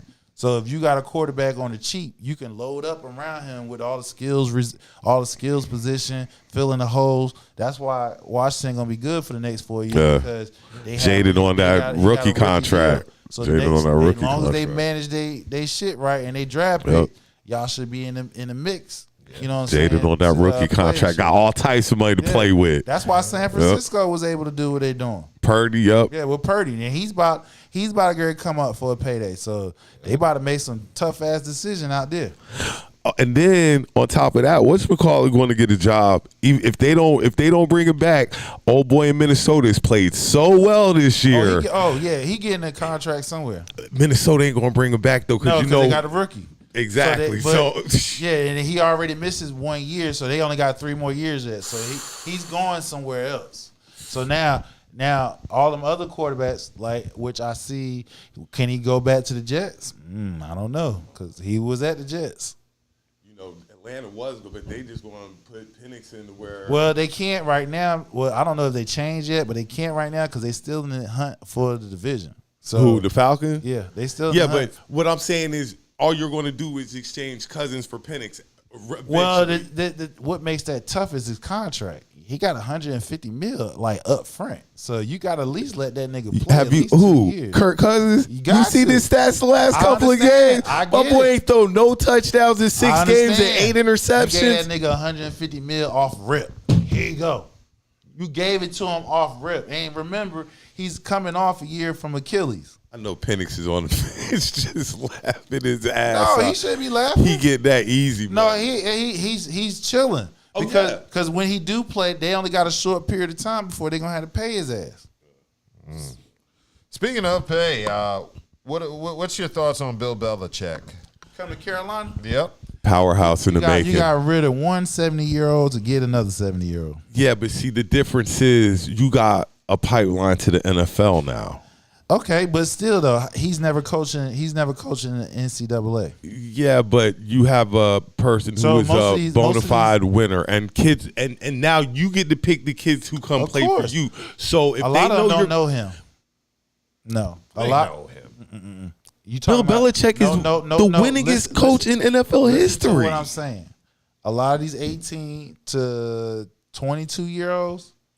They was when he was winning chips. A lot of them wasn't even. They was babies. So they wasn't even born. Wasn't that far Tom ago? Brady has not been gone that long. When the last 3 time? years ago, Hell, 4 years ago, Kansas City. Go farther than that. Before we won, they won. They won 16 5 years ago, bro. That's 6 years. 6 years. 18, 20. They 12. They barely know about football. Most of these kids are probably Patriots fans because that's the one. That's how Patriots listen, fans. and I'm talking about the ones. Time out, and this is how y'all became Cowboy fans. When you were growing up, they were winning all the time. I became that's not me. But stop. Let me finish. But a lot of Cowboy fans, came in. They were winning all the time. That's how a lot of Cowboy fans came about. Stop. So now a lot of Patriot fans have come about because they were winning all the time. I started watching football. So most people follow the winners. Right. But what I explained, I gave you the breakdown how I became a Cowboy fan. I didn't become a Cowboy fan because they started winning. Because when Jimmy, I was no, brother. We're not going to get on fandom. What I'm saying is these kids now know Bill Belichick because the Patriots were winning. We just said 6 years ago was the last time they won, right? Make sure we're correct. We at least 6 years in. If they're 18 to 22, they was 12, 11. Pop Warner football. Right. They still. So you're not watching football, watching the Patriots win every year. You not really watching football at that age, bro. You really not. The only way you really watching it if your parent, your dad. 2019. 2019. 6 years. Like I said. 5 years. Right. So a lot of them 18 to 22, they was like 11, 12 years old. 13, like you're saying these kids weren't watching football. They wasn't watching it like they watching it now. It's a difference playing football at a kid's age versus playing it now as you are high school, top end senior college and stuff like that. Who was your favorite player growing up as a kid? As a kid? As a jit. I can't tell you that because I didn't watch football until I started. Who was your favorite player growing up as a jit? How long have you been watching football? I've been watching forever. Since the 80s. Okay. Bo Jackson. My favorite player as a kid, John Elway. Love John Elway. Like, so I find it hard to believe all my kids that players play football don't know who Bill Belichick so is. As a kid, I didn't watch football. I didn't watch football until I started playing football, and that was high school. That's when, and then I didn't even gravitate to the NFL. It was college. And then once Jimmy Johnson, because University of Miami was a school I wanted to go play in because they had all the damn fucking linebackers come out there. Ray Lewis, all the top end linebackers came out of Florida State and Miami, and I wanted to go to Miami. So when Jimmy Johnson, when they was winning them titles, national titles in Miami, and he went to the Cowboys, his first year it was 1-15. Okay, back to the question. What you think he gonna do? You don't think he gonna do nothing? I mean, he got an opportunity to do something. I mean, he's gonna make them better than they. He got an opportunity to do something. Of course, they not gonna be no powerhouse. I kind of disagree with you because, like I always said, the ACC is already like it's a good conference in football. Going against the SEC, no sir. They don't have the money that the SEC got. I mean, Bill got him 16 more million for NIL money. They got 20 million in NIL money. You only bring some players in now. When you talking about the likes of Georgia, who've been doing this shit since Kirby Smart been there with over a decade. But you went from 4 to 20. Right. So what I'm saying to you is this: they will have money to compete. But the fact of the matter is, when you're going against established schools that's been putting in first rounders year in, year out, that rings bells. Now, he does have a connection to the NFL. He is a second all-time winnings coach in NFL history. He does have 6 Super Bowls, 8 Super Bowls, 6 as a coach and 2 as a coordinator. So he has that resume, but he's 74 years old. You just got rid of a 70-plus-year-old person who's a fixture in college sports to come with another 70-year-old who has no experience in college. Let that just sit out there for a minute. No experience. Now, he has an opportunity to do what Deion did. He can copy what Deion did. Deion pretty much brought the NFL-type atmosphere to the college area. What I believe he's going to do. Yeah, that's what I'm saying. He can copy what Deion did. Deion doing the same thing, bringing the NFL-type experience. That's why he don't have no problem going in transfer portal, because what he doing is making them earn their position. Like, if you go into the NFL and if you don't get drafted and you're trying to make the practice squad or whatever the case may be, this is what you got to do to get there. I'll say this: he can grab every high prospect out of North Carolina. Duke ain't going to get nobody no more. State ain't going to get him. He can grab every high-profile prospect out of North Carolina. This is why you're not going to say everybody, because it all comes down to position. It all comes down, can I play now? A lot of cats is not waiting to play. They don't have to. Now, NIL, transfer portal, if they're not playing that first year and they have dreams of going to that next level, they're leaving. So unless they can come in and compete and actually win a starting position, all right.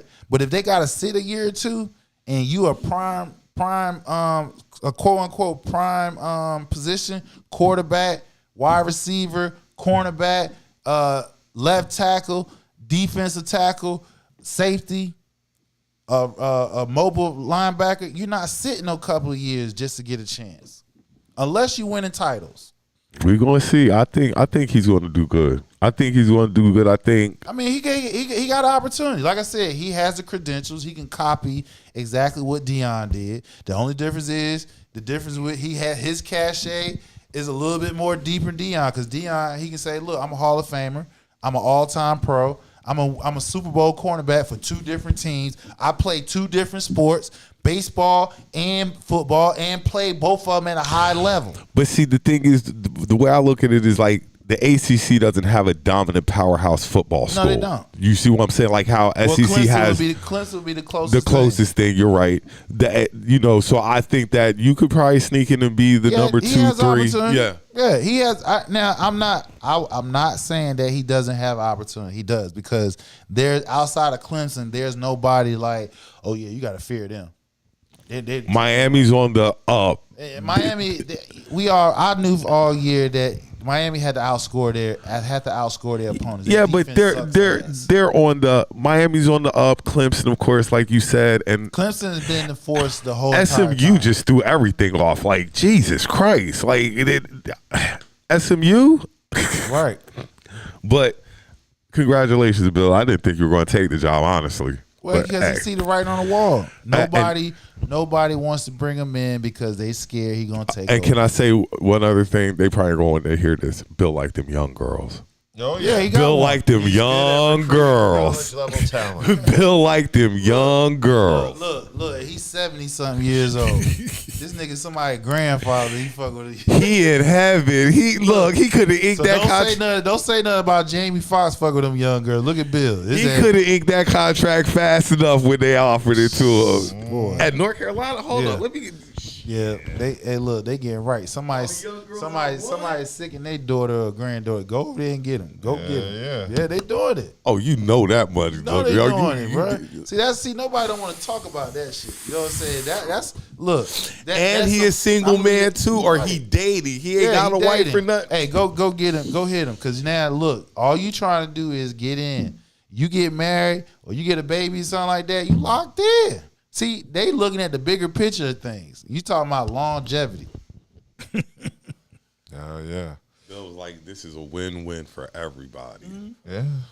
Cool. Well, that's all the topics I got. So if y'all wanna, Are we going to do a show next week?